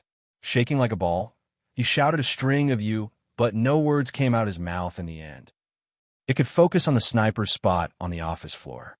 Qin Yu clapped her hands and retracted the mini cannon she had aimed at the principal's office. It's powerful. These two potions can cause a huge explosion when mixed together. It feels like a cannon attack on a building, but actually, if the police investigate, they'll only find out that it's an explosion caused by two chemical potions. The school has chemical potions too, so the final conclusion of the investigation will be that 2 bottles of chemical potions were accidentally placed in the principal's office and caused a natural disaster. They'll never guess that it's Sister Jian. Perfect. Wrap up. Qin Yu put her mini cannon back into her concoction box and clapped her hands, turning to chuckle at Gun Yinji. The chuckle sent chills down Gun Yinji's spine. So it could be done like this? Using chemical potions to create an illusion that the office was destroyed by a cannon. If the principal's office was really destroyed with a cannon, the police would definitely investigate. Yun Jian still had to survive in Longmen City after all. It was undeniable that Qin Yu's research on poisons had reached a new level. She had turned them into chemical potions. Gun Yinji suddenly grabbed Qin Yu and blinked her mischievous eyes, telling her, "Qin Yu, take me in as your disciple." Gun Yinji's eyelashes fluttered with each. "I'm hungry. I want to eat 10 caddies of hairy crabs and lobsters." Qin Yu suddenly placed her hand on her stomach and glanced at Gun Yinji with a gaze that said, "Hurry up and treat me. It's no big deal. Let's go. Let's wrap up and have a feast." Gun Yinji hugged Qin Yu's shoulders, and both of them left the place. Inside and outside the classroom corridor, Principal Shi was petrified from the shock while the students around him were dumbfounded. At this moment, no one was acting normal. It was only when they recovered from the shock that they shifted their attention back to Yun Jian. Yun Jian, who was still standing at the same spot, shot a cold glance at Principal Shi. Then, Yun Jian looked around and said to all the students present, "If you're smart, when the higher-ups come to investigate my friend's case, tell them the truth and don't be biased. Otherwise, don't blame me for blowing up everyone's homes." "Oh, that's right. I'll blow up your people as well." There was no one in the principal's office, so only the principal's office was destroyed. Yun Jian's purpose was to intimidate everyone present. The stab he gave Zhang Qingjun just now was not fatal, but Zhang Qingjun could forget about walking with that leg for the rest of his life. As for what Yun Jian had said just now, if Yun Jian had not mentioned it, then everyone present, including Principal Shi and Teacher Gua, would not have said anything. When the police came to investigate Chun Sini's case, be it Principal Shi, Teacher Gua, or everyone present, they would definitely point out that it was Chun Sini who had accidentally fallen from the second floor. As for Chun Sini being pushed down from the second floor by Chun Yaqing, as long as one was not stupid, they would know who to side with. In addition, if Yun Jian had not intervened, Chun Sini would have been declared dead. Therefore, the final outcome would be that even if Chun Sini died, the culprit would not receive retribution. Because Chun Sini was in school, if everyone who witnessed it said that Chun Sini had fallen from the second floor, Then even if Chun Sini's parents went to court with Chen Yaqing, they would not win. However, with Yun Jian's threat, it would be impossible for Chun Yaqing to remain unscathed after this incident.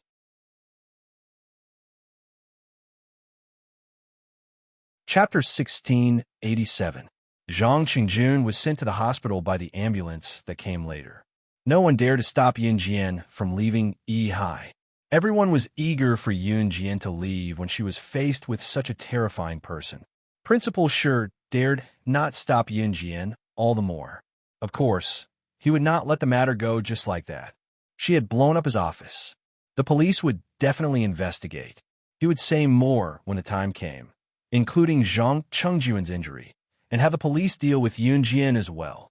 Principal Shi had no idea that his office looked like it was destroyed by a cannon on the surface, but it was actually a huge explosion caused by 2 bottles of chemical potions mixed together. After leaving Yihai, Yun Jian hailed a cab to a villa in Longmen City. The cab even made a trip to New Cruz and Falcon Hall's headquarters along the way. Zhang Xiaofeng and Ling Yichen got into the car at New Cruz and Falcon Hall's headquarters. That girl called Chen Yaqing is Chun Fugui's daughter.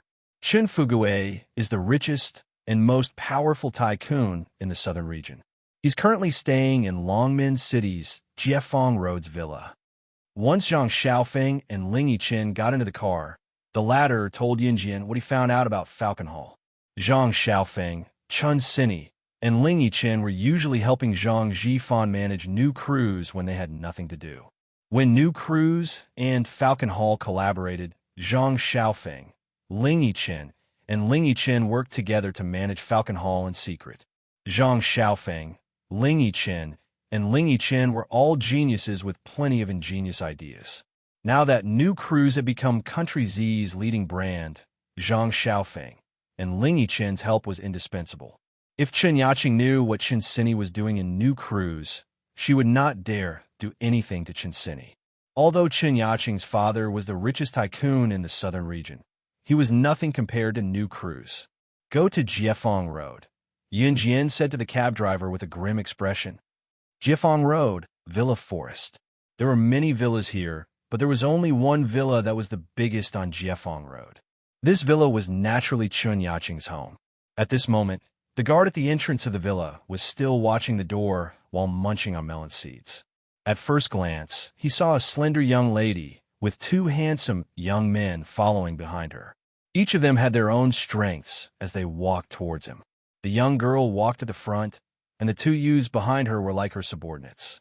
The reason why the guard thought so was because the girl's aura was simply too powerful.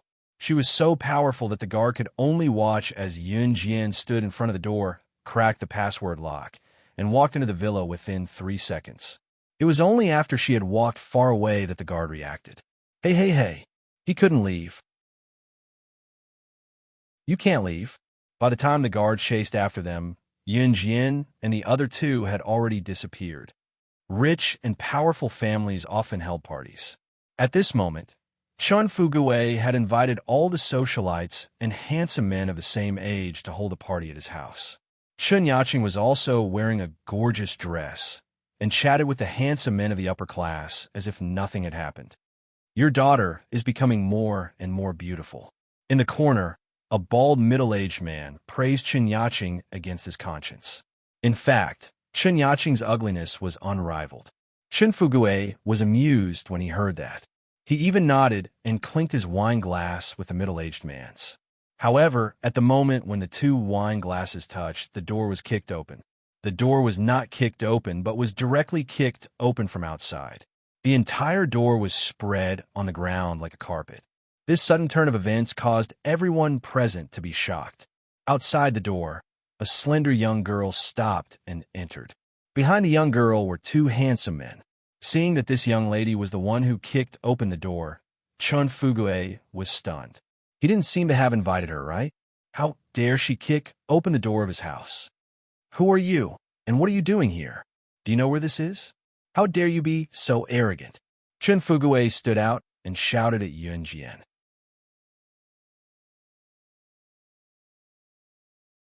Chapter 1688. I'll gladly accept your position as the richest man in the southern region. Yun Jian's arrogant words rang out right after Chun Fugui's words and reached everyone's ears. Yun Jian's words carried an undeniable arrogance, especially her last sentence, which attracted everyone's attention. Even Chun Fugui could not help but widen his eyes at Yun Jian, who barged in. Everyone was stunned. After the shock, there was a dead silence. After a long while, someone finally spoke up. New cruise's director? Falcon Hall's boss, Rakshasa? Fugui, who's this little girl? After a pause, a middle-aged man asked in surprise. The person who asked was a similarly wealthy middle-aged man, whom Chun Fugui had invited to the party. This little girl even claimed to be New Cruise's director, Falcon Hall's boss, Rakshasa. I say, Fugui, did you bully this little girl again? Haha, she even came knocking on our door. Does your wife know about this? As soon as the middle-aged man's voice fell, a burst of laughter rang out. It was an old man in his 50s or 60s who was about to enter old age. The old man's smile was devilish as he looked at Chun Fugui with a mischievous gaze. Chun Fugui was the richest man in the southern region, which was also the richest man in the entire southern region of Country Z. When a man had money, he would think of being a playboy. This wasn't just a saying. Usually, a man like Chun Fugui, although he wouldn't bring his mistress home, he still kept countless mistresses outside. Naturally, Chun Fugui's wife would not care. She only needed to keep her position as the wife and protect the family's assets. No matter how many mistresses Chun Fugui had, as long as he did not give most of the family's assets to his mistress, everything would be fine. Many rich men were like that. That was why after seeing Yun Jian's unfriendly words to Chun Fugui, the old man suspected that Yun Jian was one of Chun Fugui's female students. Chun Fugui already had one foot in the coffin. His taste was really big. As for what Yun Jian had just said, after the old man's interruption, the people present did not listen to a single word. Everyone only felt Yun Jian's arrogance, but directly ignored the other words that Yun Jian had just said. Tisk, you're so young, yet you don't learn to be good. You're learning from others to be a mistress? You're even using New Cruise and Falcon Hall as shields? She's so beautiful. Look, that figure is slender, but that chest, could it be that it's because of a man's love? The old men around them mocked and ridiculed Yun Jian, mixed with uncontrollable lust. It had to be said that Yun Jian was really beautiful, and the group of old men around her was really rich. Rich old men would naturally think more. However, Chun Fugui was the only one who knew that he had never seen Yun Jian before this. There was a glint in Yun Jian's eyes when she heard the commotion. Dad, I don't know her. Get someone to chase her away. Chen Yaqing was wearing a gorgeous princess gown. She was ugly, so no matter how she dressed up, it would be futile. The moment Chen Yaqing finished speaking, the people around them who were lying through their teeth gradually stopped talking. It's fine if you don't know me. It's enough that you know Chen Sini. Yun Jian followed up right after Chen Yaqing finished speaking. Yun Jian narrowed her eyes and continued sneering. Because I'll send you to hell on her behalf. After listening to his daughter and Yun Jian's conversation, Chun Fugui knew very well that Yun Jian must have come because of Chun Sini's incident in the morning. Chun Fugui did not care about what happened in the morning because even if Chun Sini was dead, it was just a nameless nobody who could be dealt with money. But now that Chun Sini's friends and family had come to his house, it was a threat to his and his daughter's safety. Therefore, Chun Fugui's expression darkened immediately. Bodyguards? Where are the bodyguards? Get this lunatic out of here. Chun Fugui immediately took out a walkie-talkie and said a few words into it. After he finished speaking, more than 10 bodyguards rushed in from the main door. They were all burly and strong, all of them extraordinary. You want to fight with me? Do you think you're worthy? Yun Jian curled her lips coldly. After she finished speaking, she flipped her hand, and an exquisite butterfly knife appeared in front of everyone's eyes. Knife! She actually carries a knife with her. The moment they saw Yun Jian unsheath the knife, everyone present exclaimed in shock and immediately found a secluded corner to hide. Everyone present was a powerless tycoon. However, just as everyone was stunned, Chun Fu Hao swallowed a mouthful of saliva. More than 10 bodyguards surrounded Yun Jian. One of the bodyguards suddenly looked at Yun Jian and shouted in front of everyone. He was so scared that he retreated to a corner and did not dare to fight with Yun Jian.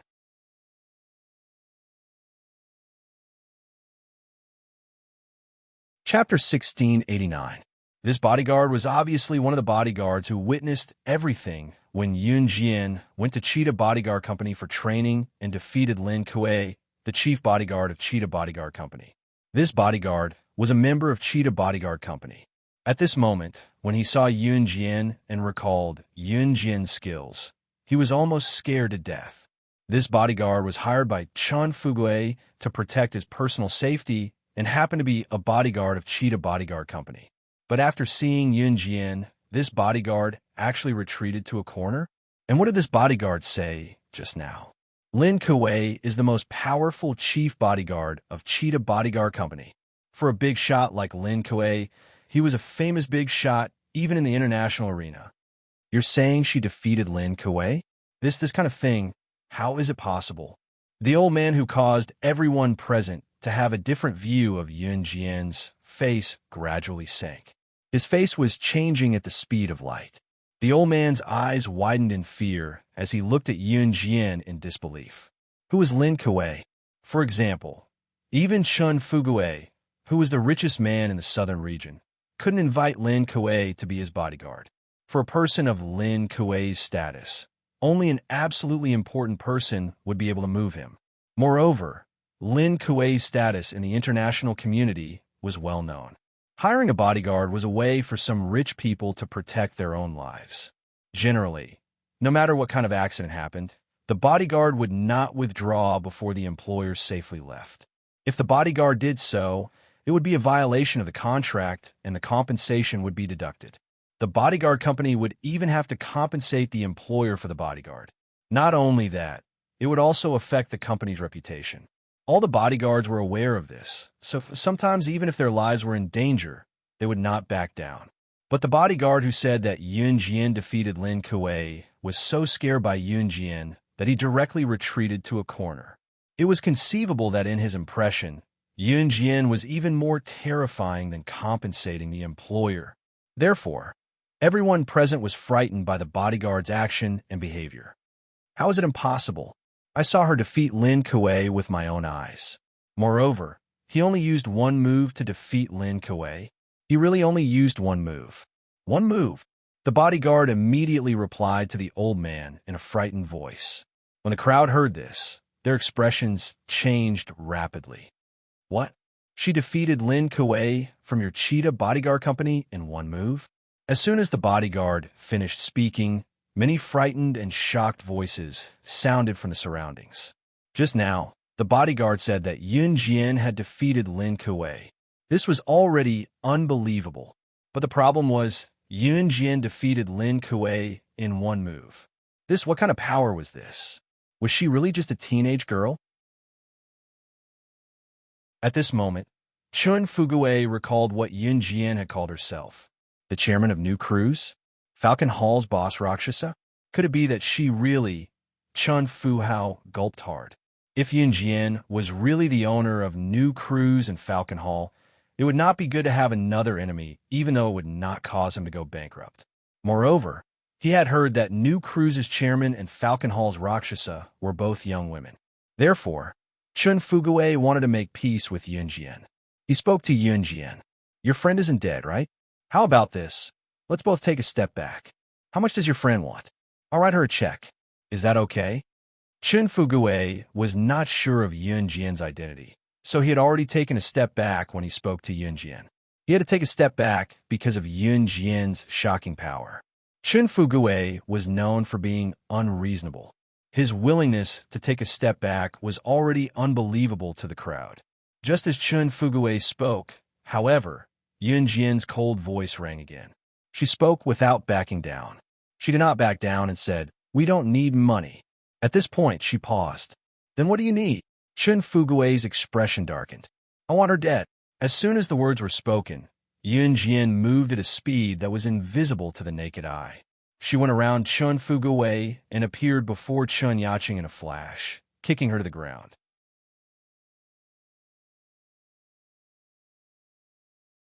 Chapter 1690. Yun Jian did not hold back when she stabbed Chun Yaching's abdomen, crushing her organs on the spot. Chun Sini had almost died. Why did she say that? The surgery was very dangerous because it involved the brain. Moreover, she did not take over immediately. In the end, it was Yun Jian who saved her by force. For that, she even used the spiritual energy of Yulong mainland.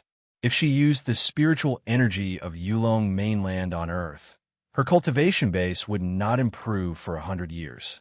Her physique was different from other cultivators.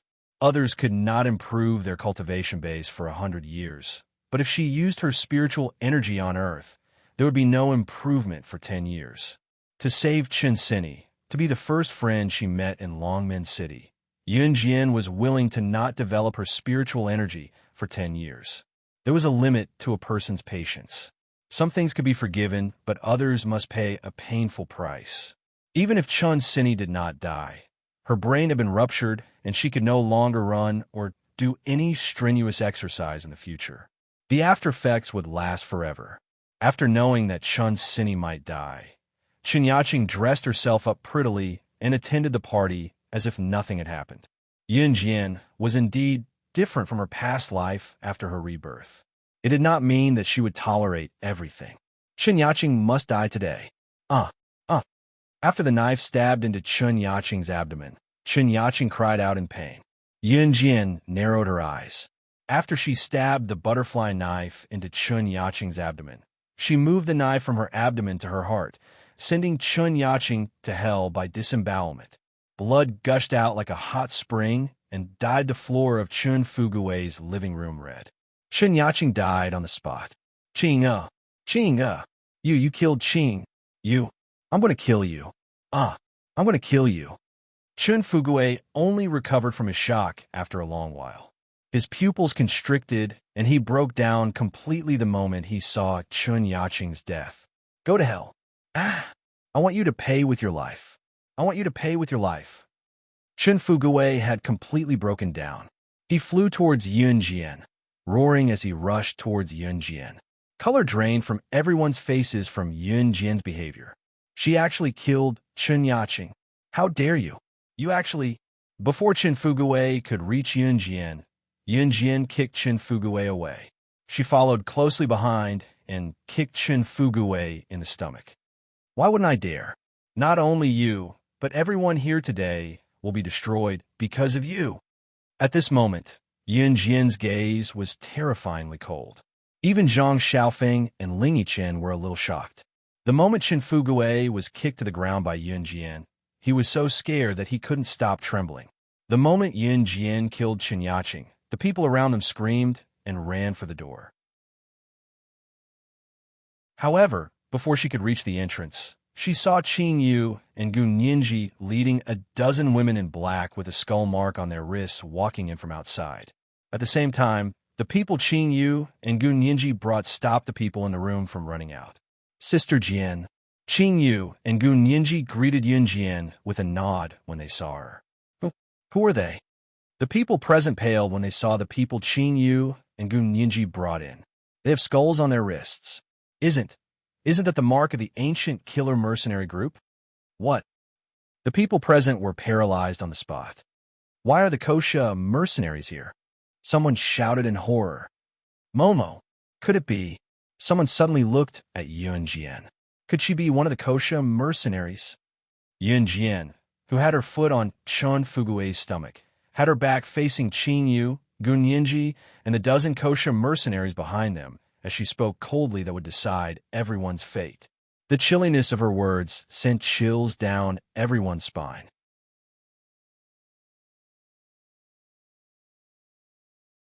Chapter 1691.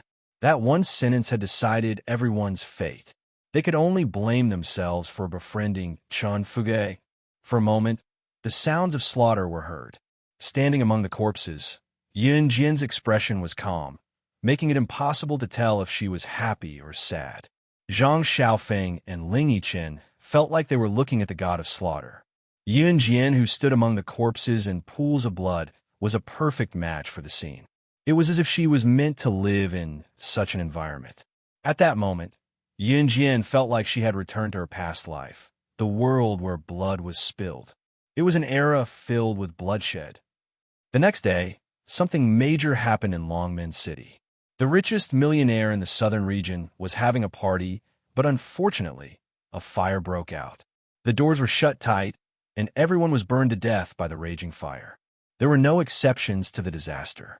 Many of the millionaires who were invited to the party died on the spot as well. When the fire was discovered and extinguished, everyone was burned to death. Some were not even left with their bones. When the news was released, not only Longmen City, but the entire Zhe province and even the entire country Z was shocked. It sounded like a massacre, but there was no evidence at the scene. In the end, the police concluded that it was an accident and closed the case without further investigation. Chen Sini was unconscious for 3 days. When she woke up, she could not move her head as it was supported by a skeleton. Pain. It was excruciating pain. Chen Sini was in agony the entire night after she woke up. There were a few times when she wanted to commit suicide, but after hearing from Zhang Xiaofeng and Ling Yichen that it was Yun Jian who saved her life, she fainted a few times from the pain, but managed to hang on. Every time she could not take it anymore, Zhang Xiaofeng would go to Chen Sini and tell her that Chen Yaqing was dead and that God had punished her by making her die. They did not mention a word about what happened that day. And the culprit of this incident, Zhang Qingjun, was paralyzed because he was not sent to the hospital in time. He could only sit in a wheelchair for the rest of his life. Zhang Xiaofeng accompanied Chen Sini day and night. He was afraid that Chen Sini would commit suicide because of the pain, so he often told Chen Sini some interesting things. When Chen Sini was in too much pain to bear, he would let Chen Sini bite his hand. As soon as Yun Jian came out of Chen Sini's ward in the hospital, she heard the shouts from a distance. "Doctor! Doctor! My son can't be paralyzed. He could not spend the rest of his life in a wheelchair. Please think of something. As long as we can save him, we can spend as much money as you want." When Yun Jian went downstairs and arrived at the main entrance of the People's Hospital, she saw a middle-aged couple pestering a hospital staff, begging. Sitting in the wheelchair next to him was Zhang Chengjun. Next to Zhang Qingjun stood the timid headmaster Shi of No. 1 Middle School. When Yun Jian walked over, she happened to hear the doctor say to the middle-aged couple, "We really have no other way, but there is someone who can cure his leg." "Who?" The couple's eyes lit up with excitement. The woman known as the Hand of Death in the medical field. The patient in Ward 506 was originally declared dead, but she was the one who saved him, the doctor said. As soon as he finished speaking, the timid headmaster suddenly pointed at Yun Jian, who was about to leave, and shouted, "It's her." She stabbed Zhang Chengjun's leg. Hearing that the person who harmed their son was passing by, the couple turned around and pounced on Yun Jian crazily. "It's you? It's you. You harmed our Junjun. You're so vicious at such a young age. Why don't you die?" As soon as the couple pounced on Yun Jian dodged sideways. Her face was exposed to the doctor's eyes. "It's all her fault. It's all her fault. This has nothing to do with me." Headmaster Shi wanted to get rid of the responsibility. He pointed at Yun Jian and said to the couple. However, just as Headmaster Shi and the couple were glaring at Yun Jian with hatred, wanting nothing more than to tear Yun Jian into pieces, they saw the doctor quickly walk up to Yun Jian. He bowed to Yun Jian and said respectfully, "Why are you here?" After asking, the doctor turned to look at Headmaster Shi and the couple. He pointed at Yun Jian and introduced her.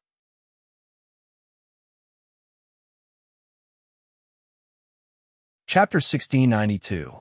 The Hand of Death? Her? She is the Hand of Death in your medical field? Are you kidding me? When the doctor pointed at Yun Jian and told Zhang Chengjun's mother what he said just now, the parents were dumbfounded. Both of them turned to look at Yun Jian in disbelief and exclaimed in shock. Especially Zhang Chengjun's mother, Mrs. Wen. Her son had always been her pride. She had a son, so she had a special status in her husband's family. The most important thing was that her son was not only handsome, but also the most handsome boy in the school. He really got his strong genes. Mrs. Wen had always been proud of that, but she never thought that her son would be stabbed by a crazy woman in the school. His legs were paralyzed, and he could no longer walk. Mrs. Wen always thought that the girls in the school were not good enough for her son. In fact, Mrs. Wen didn't know the reason why Zhang Qingjun had an accident. She put all the blame on Yun Jian. So when Mrs. Wen just knew that the person who hurt her son was Yun Jian, she rushed up to vent her anger without saying anything. But Mrs. Wen never thought that the girl who hurt her son was the top doctor in the medical field, the hand of death, who could even save a patient who had been declared dead. The girl who caused his son to become like this was actually the only person in the world who could save his son. The enemy became the person who needed to be flattered. This Mrs. Wen was stunned. She never thought that things would turn out like this. Zhang Changjun, who was sitting in the wheelchair, was also completely stunned. Headmaster Shi of No. 1 Middle School was also petrified. As a doctor, I also have the professional ethics of a doctor. I never joke about this kind of thing. At that time, the heart and brain of the patient in Ward 506 had stopped working in the emergency room. Originally, he was completely dead, but as soon as she took action, the person strangely came back to life. I've seen it with my own eyes. Other than the hand of death in our medical field, no one else can do it. The doctor was very unhappy after hearing Mrs. Wen's words. In addition, he wanted to show off in front of Yun Jian. So he said to Mrs. Wen in a very impatient tone, since the doctor dared to say so, how could it be fake? No matter how much they didn't believe it, they had no choice but to believe it. You really are the hand of death. It's impressive that you're so capable at such a young age, but don't blame me for not reminding you. You've provoked someone you shouldn't have. Zhang Qingjuan's father was much calmer than Yun Jian. At this moment, Zhang Qingjuan's father, Zhang Di, was looking at Yun Jian with a serious expression. After that, Zhang Di's expression calmed down a little. He stared at Yun Jian and directly stated his purpose. My son is sitting in a wheelchair because of you. As long as you find a way to cure him, I won't pursue your responsibility. Otherwise, based on this alone, I want you to spend the rest of your life in prison. Zhang Di didn't think that there was anyone behind Yun Jian. With Zhang Di's influence, destroying a girl was a piece of cake. The most important thing now was to cure his son's leg. As for whether he would really let Yun Jian go, it was hard to say. I won't cure him. Under Zhang Di's threat, Yun Jian said almost without hesitation, as for what you said, whether I'll spend the rest of my life in prison. Yun Jian had already walked up to Zhang Di and the other two. She glanced sideways at Zhang Di and the other two. Her red lips curved slightly, and she said to them in a voice that only Zhang Di and the other two could hear, Do you know about the strange fire that happened in the villa on Jiefeng Road 2 days ago? If you want to disappear from this world forever like them, then you're welcome to do it to me. After a pause, Yun Jian's expression suddenly turned cold. The moment Zhang Di and the other two's faces suddenly became frightened, she said sinisterly,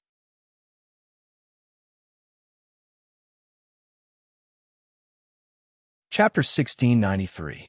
Yun Jian's words were cold, making Zhang Di and the other two feel as if they were in a world of ice and snow, frozen by thick ice. Zhang Changjun, Zhang Di, and Mrs. Wen all shivered unconsciously. When they carefully recalled what Yun Jian said just now, Zhang Chengjuan's eyes widened abruptly as his pupils constricted. Glaring at Yun Jian, he nearly shouted with his mouth agape. In the end, afraid of Yun Jian, he lowered his voice and said fearfully, There was a fire in Chen Yaqing's house, and all the guests, including the host, died in the fire. Was it you? Could it be that you did it? But Zhang Chengjun didn't dare to shout out the last sentence. It was because he saw Yun Jian's right hand poking out her pants pocket. Between the fingers of her right hand was a butterfly knife that had yet to be unsheathed. The gleam of the butterfly knife flashed briefly. Seeing this, Zhang Chengjun swallowed a mouthful of saliva. The fire in the villa on Jiefeng Road shocked the whole Zhe province and even the whole Z country. Chun Fugui was the richest man in the southern region and had a certain influence in the whole Z country. That fire took the lives of Chun Fugue's family without warning, including all the rich people who went to Chun Fugue's house to attend the party. It was sudden, but now that Yin Jian had mentioned it, she was shocked. In addition, Chun Yaqing was the culprit who almost killed Chun Sini. On the day of the fire, Yin Jian went to school to find him. Putting the two together, Yin Jian, Zhang Qingjun, who suddenly realized this, looked at Yin Jian in horror. Chun Fugue was the richest man in the southern region. Yin Jian was too scary. She could even kill the richest man in the southern region without leaving a trace. Just what kind of power was behind her? Zhang Qingjuan's eyes widened in horror. Mrs. Wan and Zhang Di immediately felt that something was wrong. Mrs. Wan and Zhang Di didn't know how their son Zhang Changjun provoked Yin Jian, but they were not stupid. Naturally, they understood the meaning of Yin Jian's words. Moreover, Zhang Qingjun was only halfway through his sentence. The richest man in the southern region, Chun Fugue's family, was quietly exterminated. Was this done by Yin Jian? Zhang Di and Mrs. Wen's faces darkened at the same time. Who was Chun Fugue? Even on the international stage, Chun Fugue was still a big shot, although Zhang Di's family background was illustrious. Compared to Chun Fugue's family background, it was not even worth a blade of grass. Yin Jian could annihilate Chun Fugue's family without a sound. How could the Zhang clan afford to offend him? At this moment, Zhang Di and Madame Wen couldn't help but tremble in their hearts. How did their family's Jun provoke such a terrifying woman? No, it was a girl. She wasn't even human. Even if the girl named Chun Sini accidentally pushed her down the stairs, her head hit the ground and she died. She didn't need to silence Chun Yaqing's family, but she really killed Chun Yaqing's family. He had really managed to wipe out an entire sect without a sound. Junjun, we don't want to treat you anymore. Mom will take care of you forever. Mom will protect you. Let's go. Let's go. Mrs. Wen's face turned green with fear. How could she dare to stay here? If she stayed any longer, she would lose her life. Mrs. Wen hurried over to push Zhang Qingjuan's wheelchair. She reached out and pulled her husband Zhang Di's clothes. They hurried out of the hospital gate. Before they walked out of the hospital gate, they heard a sharp female voice behind them. The three of them were scared, and their faces changed again. Did I say you could go? As soon as she finished speaking, Yin Jian had already flashed to the three of them. You, what do you want? Mrs. Wen's face was pale with fear. She stuttered and asked Yin Jian.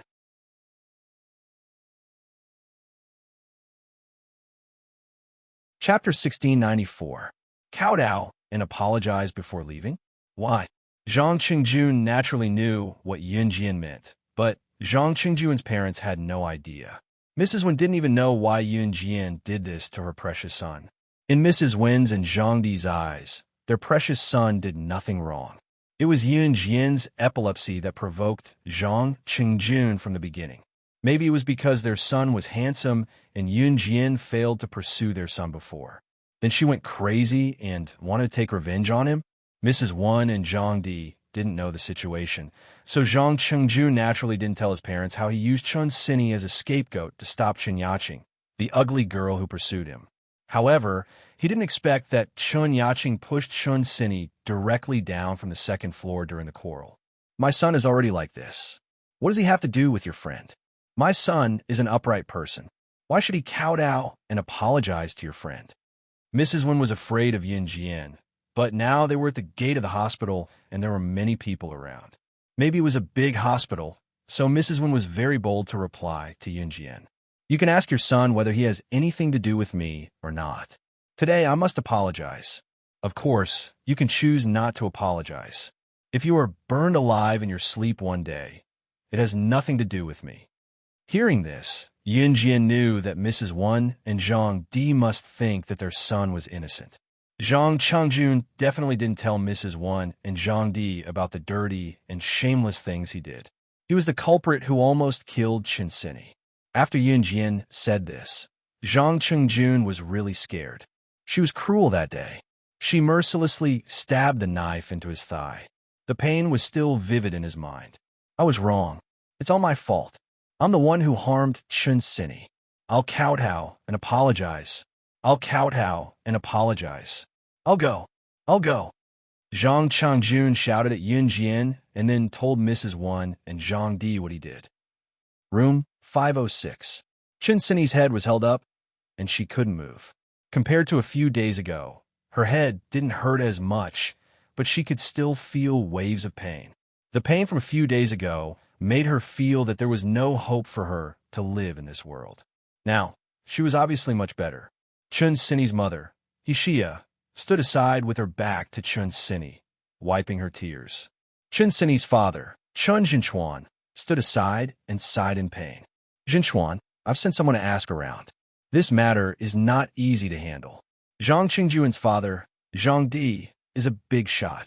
Even if we sue him, we won't get any benefits, one of Chen Jinchuan's friends said regretfully to Chen Jinchuan.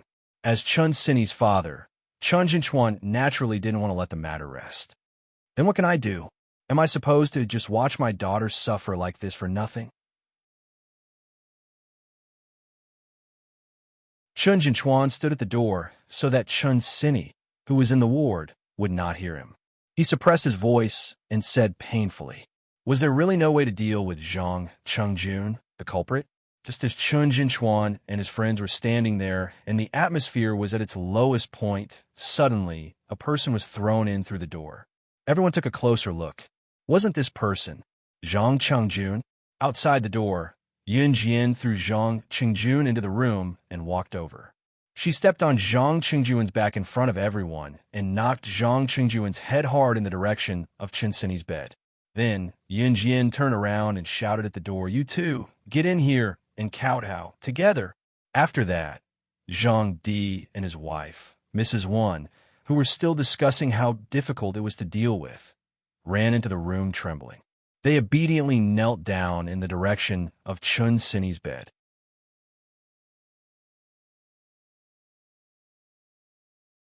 Chapter 1695. Everyone who saw this scene was petrified.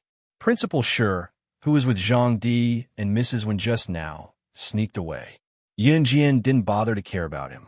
After Principal Shi slipped away, Yun Jian directly pulled Zhang Qingjun and the other two into the ward. At this moment, seeing Zhang Changjun, Zhang Di, and Mrs. Wen obediently listening to Yun Jian, they all knelt down and kowtowed to Chen Sini. Whether it was Chen Sini's father, Chen Jinchuan, or Chen Sini's mother, Hixia, who was sobbing secretly at the side, blaming her daughter for what she had gone through. In the end, the culprit was still at large. Everyone, including Chen Sini's relatives who came to visit her in the hospital, saw this scene and couldn't help but be shocked. Of course, everyone present recognized Zhang Di. They had also seen Zhang Qingjuan's photo, especially Chen Jinchuan. His daughter had suffered so much. If he didn't even know what the person who hurt his daughter looked like, how could he be a father? Therefore, the moment he saw Zhang Qingjun, Zhang Di, and Mrs. Wen being driven into the room by Yun Jian and kneeling down to apologize, Chen Jinchuan and his relatives and friends were all dumbfounded.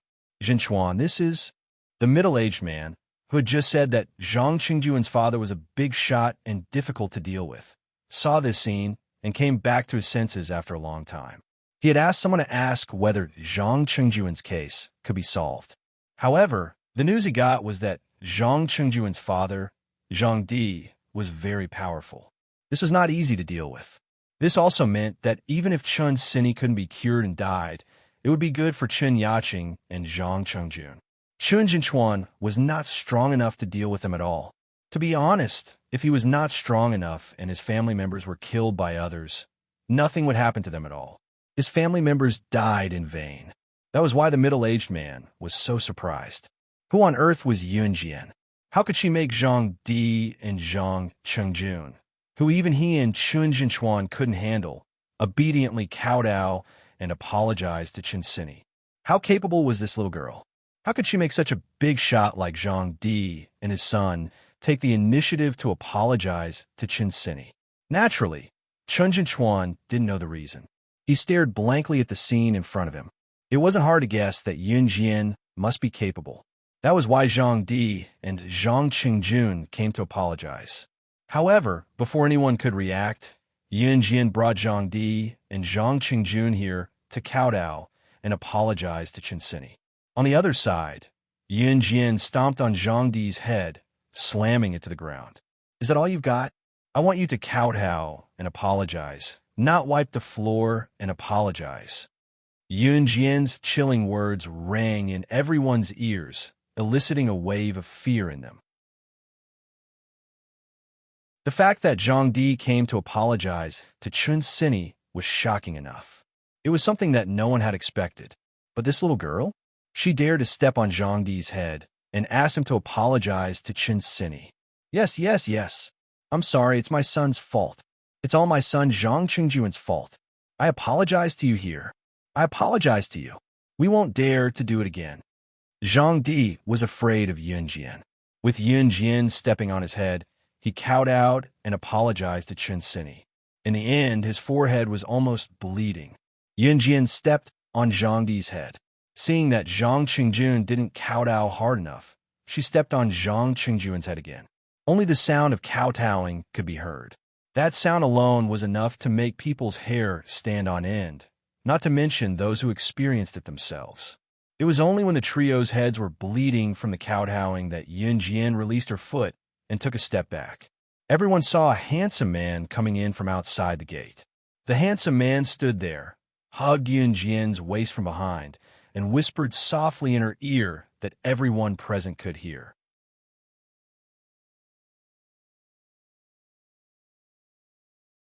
Chapter 1696. Yun Jian's heart calmed down when she sensed the familiar aura. It's them. Yun Jian's back was pressed against Si Yi's chest. Her beautiful and slender fingers pointed at the three men kneeling in front of Qinsini. Perhaps because Si Yi was here, her tense heart gradually relaxed. She even spoke in a coquettish tone. Of course, Si Yi was the only one who thought so. Yun Jian was already used to Si Yi coming to find her at any time. She leaned against Si Yi's sturdy chest and looked at the three men. If the people standing around hadn't seen Yun Jian's cruel methods against the three men, they would probably have thought that Yun Jian was the one being bullied. However, Yun Jian would only show this kind of attitude in front of Si Yi. Si Yi wrapped his arms around Yun Jian's slender waist. He felt Yun Jian's soft body and couldn't help but leaning close to Yun Jian's ear. He didn't hold back in front of everyone. Then I'll kill them, okay? Si Yi put his lips next to Yun Jian's ear, as if he was coaxing a child. His sharp eyes sized up the three men. This handsome man who angered both men and gods actually kept saying the word kill. It was as if to him, killing someone was as simple as eating a mouthful of rice. At this moment, not only did the three men kneeling on the ground kowtow, even harder, they cried out, "Don't kill me, I'll kowtow, I'll kowtow." Even Qinsini's relatives were so frightened that their faces changed. From the moment Si Yi appeared, he gave everyone the feeling that, as long as Yun Jian was happy, even if she asked him to pluck the stars from the sky, he wouldn't complain at all. It was unbelievably indulgent. Every word he uttered was unimaginably indulgent. There was actually a man who pampered his woman so much in this world. Jian, thank you. If it weren't for you, I'd be in hell now. You've been running around a lot for me these few days. Get rid of them. I don't want to see these scum and trash of society anymore. Qinsini spoke all of a sudden at this moment. Qinsini couldn't move her head, so her voice came from the bed. Qinsini was very touched, but she also felt a little guilty. Yun Jian had saved her life, and now Yun Jian had to run around to avenge her. That was why he told Zhang Qingjun and the others to scram, so that he would not have to trouble Yun Jian. I'm so lucky to have a friend like you. If anything happens to you in the future, even if you want me to go to hell, I'll go for you. Qinsini muttered a few words in her heart. There was no need to talk about repaying favors all the time. Those who truly repaid favors usually did so when they no longer needed you. Get lost. Yun Jian kicked Zhang Qingjun, who was closest to her, when she heard what Qinsini said.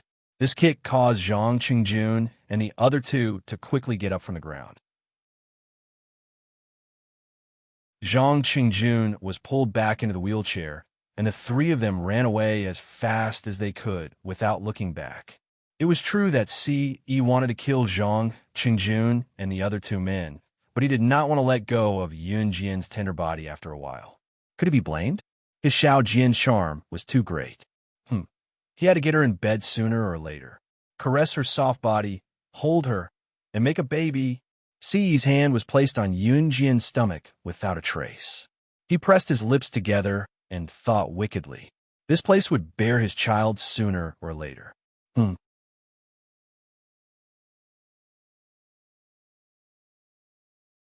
Chapter 1697. Yun Jian did not know that C.E. who was hugging her had her hand on her tummy and was still thinking about such naughty things. She left with C.E. after exchanging a few words with Chen Sini. Chen Sini still needed to rest. When she left, Yun Jian bumped into Zhang Xiaofeng outside the People's Hospital. Master, you're here to see Sini? Why are you leaving so soon? Zhang Xiaofeng asked Yun Jian as he carried Chen Sini's favorite peach that he had just bought from a faraway place. We'll be leaving first. We still have to pick up my younger siblings from school.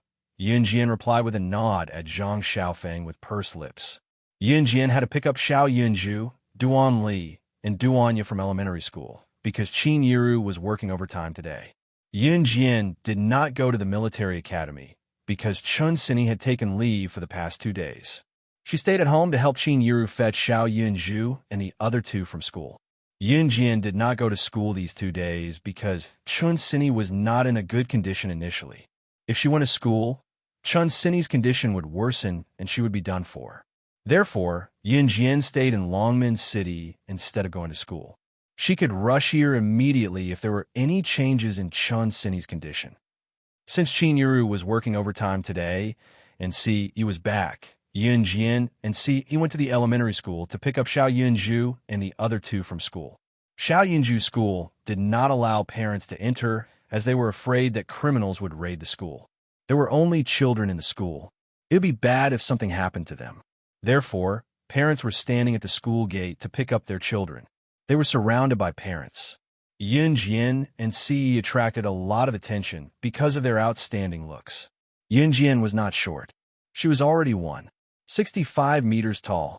C.E.'s height of 1.85 meters was impressive. The two of them stood out in the crowd. However, what was even more eye-catching was that C.E. was holding Yun Jian's small hand with one hand, while his other hand was lazily stuffed into his trouser pocket. His handsome face, coupled with his figure, was enough to make young girls, and even middle-aged women, scream. It was simply too conspicuous.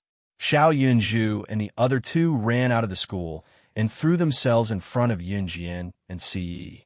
C.E. held Xiao Yunju's hand, while Yun Jian held Duan Li and Duanya's hands. The 5 of them left the crowd like a family. C.E. and Yun Jian could still hear the murmurs of the crowd. Look, don't tell me those 3 children belong to that couple. Are you serious? That couple looks very young to me. That guy's so handsome. Some people just look so young. They might even be in their 20s or 30s. I think that girl is also very pretty. Walking together with that guy, they are really a match made in heaven. And look, they were holding the 3 children's hands as if they were their own. I'm about to be brainwashed by this scene. The group of female parents who were standing at the same spot were discussing fervently. However, they did not know that their words were all heard by Yun Jian and C.E. Yun Jian blushed, while C.E.'s handsome lips curved upwards. He enjoyed this feeling very much. Sister, brother C.E., when can you give birth to a little C.E. for me to play with? Mama Qin said that babies need a year to be born. Can I see little C.E. on this day next year? Xiao Yunju shook C.E.'s large hand twice before looking at Yun Jian and C.E. with anticipation. Hearing Xiao Yunju's sudden question, Yun Jian blushed, but she did not say anything. You'll see, C.E. said with a charming grin with a smirk where no one was looking. Xiao Yunju would see his and Xiao Jian's child sooner or later. It would not be a little C.E., but a bunch of little C.E.s.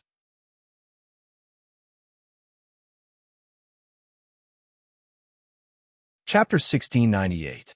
As soon as they reached home, it started raining outside and the wind started blowing. The rain started drizzling, but it soon turned into a downpour and the weather changed. At this moment, Yun Jian and Ce brought Xiao Yunju, Duan Ling Tian, and Duan Ling Tian into the house. As soon as they entered, Xiao Yunju, Duan Li, and Duan Yu ran to turn on the TV to watch the popular cartoon Doraemon. If Qin Yuru was at home, she would have asked the three of them to finish their homework before playing. However, Xiao Yunju, Duan Li, and Duan Yu took advantage of the fact that their mother was not at home to watch the cartoon on TV. From time to time, they would laugh out loud at the characters in the cartoon. When Yun Jian saw that Xiao Yunju, Duan Ling Tian, and Duan Ling Tian were having so much fun, her red lips curled into a beautiful smile. She instructed Ce to look after Xiao Yunju and Duan Ling Tian before returning to her room. Ce was very obedient and did not follow her. He sat beside the sofa where Xiao Yunju, Duan Ling Tian, and Duan Ling Tian were sitting. He placed his bony hands behind his head and closed his eyes lazily. His handsome face was so perfect that if there were anyone present, they would be amazed that such a handsome man existed in this world. Yun Jian went back to her room to take a shower and change into a clean set of clothes. She went downstairs in less than 10 minutes. She even answered a call on the way. When she saw that Xiao Yunju, Duan Ling Tian, and Duan Ling Tian were still obediently watching the cartoon, Yun Jian nodded to Ce. My mom just called me and asked me to bring her an umbrella. It's raining so heavily, and she forgot to bring an umbrella. You stay at home and look after Xiao Zhu and Duan Ling Tian. Don't let them run around. To Ce, these words sounded like the instructions of a wife to her husband. His handsome lips curved as he silently agreed. Then, Yun Jian walked to the front door, took 2 umbrellas from the umbrella rack, and walked out. Xiao Yunju and the other 2 naturally needed someone to accompany them at home. Yun Jian didn't want Ce to go with her. He asked them to stay at home and watch over Xiao Yunju and the other 2. The wind and rain outside were even heavier. The rain was like basins of water pouring down from the sky. If there were pedestrians strolling on the streets, even if they had umbrellas, they would definitely be drenched. In this kind of weather, traffic police usually wouldn't stand on the road. Therefore, Yun Jian drove her newly repaired LaFerrari supercar to the flower shop to pick up Chinyiru from work. Yun Jian's Ferrari LaFerrari supercar was sent back to Ferrari's headquarters for repair after it was wrecked the last time. Yun Jian stepped on the gas pedal amidst the heavy rain and howling wind. The car moved forward slowly, followed by a loud roar around them. Along with the fiery red supercar, it disappeared into the air. In the flower shop, the employees in the shop had already gotten off work. However, many of the employees who didn't bring umbrellas were standing at the front door, waiting for their relatives and friends to pick them up. The employees in the shop had changed. Many of Chinyiru's employees had left. Most of the employees in the shop were middle-aged women who were around the same age as Chinyiru. After all, they had a child mentality. At this moment, Chinyiru was standing at the front door. A middle-aged woman asked Chinyiru confidently, "Chinyiru, does anyone send you? My daughter is coming to pick me up." Chinyiru smiled at the middle-aged woman. This middle-aged woman was called Huyen. She was usually a very proud person. She was the most proud of her son. Now that she was talking to Chinyiru, she couldn't help but show off that her son could afford a car. "Is that so? Your daughter is sending you an umbrella? That's quite tiring. My son drove a Volkswagen. I told him not to come, but he still insisted on coming to pick me up. Hey, he's filial. I'm so lucky."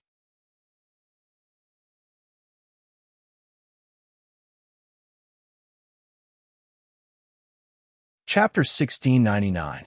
After Hu Yin bragged in front of Chinyiru, she did not forget to ask Chinyiru if she wanted her son to give her a ride. There were only a handful of people who could afford a car in this era. In 1999, cars were only afforded to those who were symbolically rich in the country. In fact, many people were unwilling to buy a car even though they could afford it. That was because the cost of maintenance, fuel, and other expenses for a year was not something an ordinary person could afford. Hu Yan's family was not rich and could only be considered moderately well off. Qin Yiru only knew that Hu Yan's husband had passed away early and her son had been working for a few years since he was admitted to university. He bought a house in Longmen City, married a wife, and bought a car, leading a tight life. Coincidentally, Hu Yan's son's wife had given birth and was in confinement, so she was brought to Longmen City from the countryside by her son. However, as a family, Hu Yan had no choice but to work at the florist and go home at night to wash the dishes and cook for her daughter-in-law. She could go home during lunchtime as well. During this time, Hu Yan would usually rush home to cook for her daughter-in-law and grandson. Otherwise, her son would not have brought her to Longmen City. With that in mind, Hu Yan had to perform better. Otherwise, she would be sent back to the countryside once her daughter-in-law's confinement was over. Moreover, her daughter-in-law had given birth to a chubby grandson for her. Hu Yan felt that it was all thanks to her son that she could move from the countryside to a big city like Longmen City. Her son was indeed promising. He even bought a car now, a common brand. Hu Yan felt that she was very impressive now, having earned enough face when she walked out. Qin Yiru was dressed normally, not too ostentatiously, but not too shabbily either. Hu Yan thought that Qin Yiru's family background should be all right, but it should be much worse compared to hers. So she came over to show off to Qin Yiru to gain some confidence. Right, Guru, you told me earlier that you came from the countryside too. I don't think you've taken a private car before. My son's here to pick me up today. Don't walk back so hard. How about this? Let your daughter take our car when she comes to pick you up with an umbrella. What do you think? The more Hu Yan talked, the happier she became. She even wanted to show off in front of Qin Yiru's daughter, Yunjian. In fact, Hu Yan had just started working at the flower shop recently. She was not familiar with Qin Yiru. However, Qin Yiru was easy to get along with, and Hu Yan was the kind of person who couldn't keep her mouth shut. The other employees in the flower shop were too lazy to talk to her. Naturally, she wanted to make her presence known in Qin Yiru's shop. Qin Yiru guessed that Yunjian would drive to pick her up. Qin Yiru was not surprised that her daughter could drive, because Yunjian had to learn everything under good Junjian. Driving was very important during missions. Sometimes, it could even save one's life. I don't think so. My daughter. Qin Yiru was more easygoing, so she had just spoken when she was interrupted. She heard the sound of a horn. Honk, honk, honk. A black Volkswagen stopped next to the flower shop. A man got out of the Volkswagen with an umbrella and walked quickly to Hu Yan. Mom, I'm here to pick you up from work. Seeing the man's Volkswagen, the other employees in the flower shop couldn't help but exclaim, "A Volkswagen! How much money must he have to pay to afford it? If you don't have at least 100,000 yuan at home, you won't dare to buy a car. Wow, he's really rich." Hearing the discussions around her, Hu Yan's heart almost flew to the sky. She pretended to be calm and said to Qin Yiru, "Qin Yiru, don't be so polite. Later, let your daughter who came with an umbrella take my car back," who knew that just as she finished speaking, a fiery red supercar in the distance sped over like lightning. It drifted and suddenly stopped. Whose car is this? Hey, I think this car is not cheap. I've never seen such a beautiful car. The people around her immediately exclaimed. Hu Yan also straightened her eyes and was slightly envious.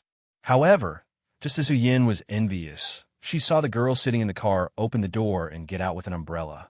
Then, she walked straight to Qin Yiru and stood in front of Qin Yiru. "Mom, let's go home." Hearing this, Hu Yan's eyes suddenly widened. Qin Yiru's family has a car? Moreover, it's a car with only 2 seats and an unknown brand? Just as she thought of this, everyone present heard Hu Yan's son suddenly change his expression. He pointed at Yun Jian's car with a trembling hand and exclaimed, Isn't that the limited edition Ferrari LaFerrari, which is only sold in the world?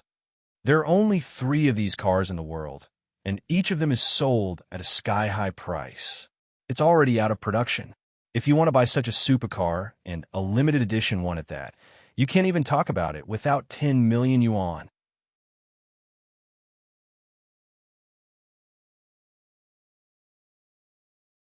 Chapter 1700.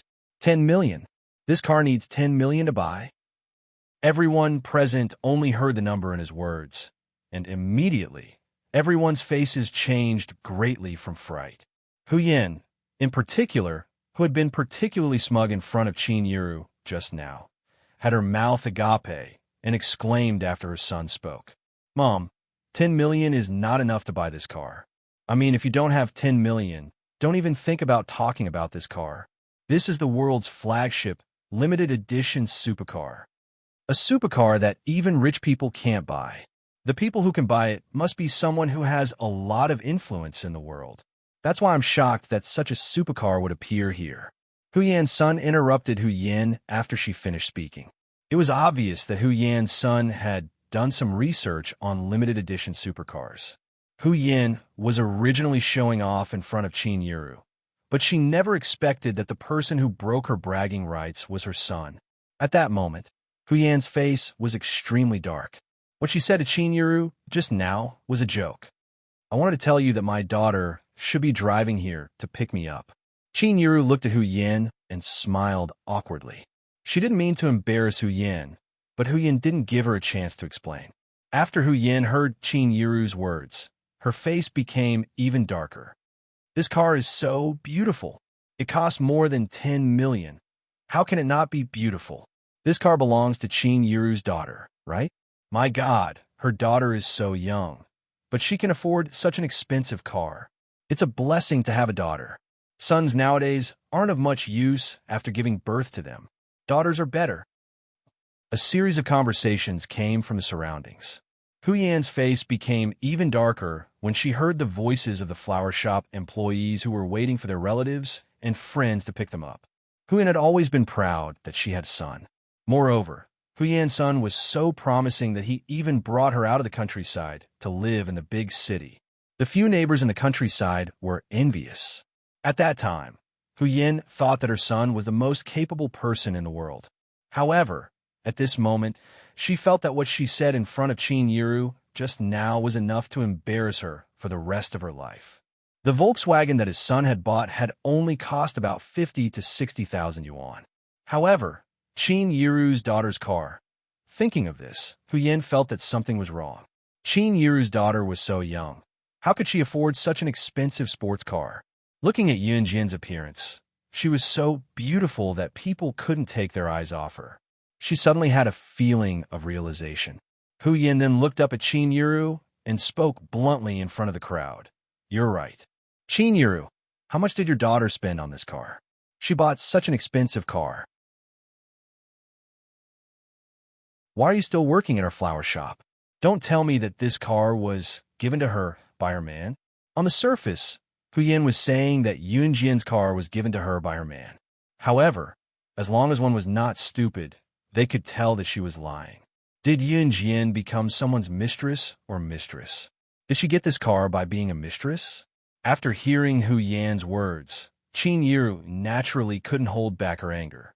She could tolerate it if others talked bad about her, but she couldn't tolerate it if they talked bad about her daughter, Yun Jin. There was no reason. This was probably the so-called motherly love. Qin Yiru was about to retort, but Yun Jin pulled Qin Yiru's sleeve and stopped Qin Yiru from speaking.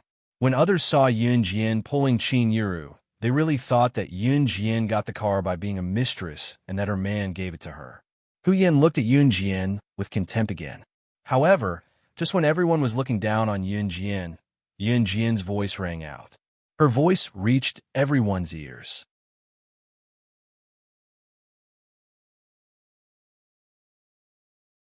Chapter 17:01. Yun Jin's words made it clear that she had bought the car with her own money as well as another point. She had 40 to 50 sports cars at home that cost the same as the Ferrari LaFerrari. 40 to 50 cars. What kind of concept was that? Based on 1999's price and income ratio, a normal person might not even earn 1 million in a lifetime. What about Yun Jin? This Ferrari LaFerrari is worth 50 million renminbi. 50 million was a sky-high price. It was only the price of car. That was not all. Yun Jin said that she had 40 to 50 sports cars like this at home. If a car cost 50 million, then 40 to 50 cars, just to buy a car, wouldn't the price be more than 2 billion? 2 billion. This could not be described as an astronomical figure. For a moment, everyone present was completely shocked by Yun Jin's words. Even the richest man in the country in this era would only have a few billion or tens of billions, right? Who would give their lover or mistress so much money? What kind of joke was this? Hence, Hu Yan's disdain for Yun Jian was self-evident. Mom, let's go home. Yun Jian did not bother to continue talking to Hu Yan. She walked over and pulled Qin Yiru to the entrance of the flower shop. She opened her umbrella and was about to leave. Hey, Yiru, just now my mouth was cheap. You know me, right? I'm not a bad person. It's just that my mouth is especially cheap. Just now, I even let my son send you off. Today, can you let your daughter send me off? Hu Yan called out to Qin Yiru. Her expression changed very quickly. She went from calling Qin Yiru by her real name to calling her Yiru. Her expression changed too quickly. Of course, Hu Yan thought that if Yun Jian was willing to give her a ride, she would be so proud of herself. When she went out in the future, she would probably brag that she had ridden in an extinct sports car like the Ferrari LaFerrari. Just when Hu Yan thought that Qin Yiru was easy to bully and would definitely let her daughter give her a ride in her family sports car. However, Yun Jian didn't give Hu Yan a chance to catch her breath. She directly interrupted Hu Yan. My car can only seat 2 people. The passenger seat will only carry my mother, not any dogs. Yun Jian actually compared Hu Yan to a canine. In other words, wouldn't he be like a dog? Hu Yan felt like her heart was about to explode when she heard what Yun Jian said. In the end, she could only watch as Yun Jian and Qin Yiru left. When they got home, Qin Yiru made dinner. Xiao Yunzhu and the other 2 reluctantly put down the remote control and ran to do their homework because Qin Yiru was back. When Qin Yiru was cooking dinner, she told Yun Jian that she planned to let Mrs. Yang take care of Xiao Yunzhu and the twins for 2 days while she went back to Xinjiang town. According to Zhang Meihua, Qin Fangfang's condition was better, but the neighbors were still gossiping. This made Qin Fangfang, who had just gotten over the pain of her husband's affair, upset again. Therefore, she asked Qin Yiru to go back. Since it was not winter yet, the bus from Longmen City back to Xinjiang town was at 6 o'clock at the latest. Qin Yiru would probably go back today. It was raining outside, but the downpour had already subsided. Mom, I'll go with you. Yun Jian suddenly spoke up. Xiao Jian, what are you talking about? Just stay in Longmen City. Besides, AE's here. Qin Yiru persuaded Yun Jian with a look at Ce. I'll go wherever Xiao Jian wants to go.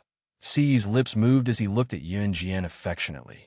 If Yun Jian wanted to go back to Xinjiang town with Qin Yiru, he would follow. Even if his Xiao Jian wanted to go to hell, as long as she wanted to go, he would go with her. You're tuning in to the Romance Rendezvous YouTube channel.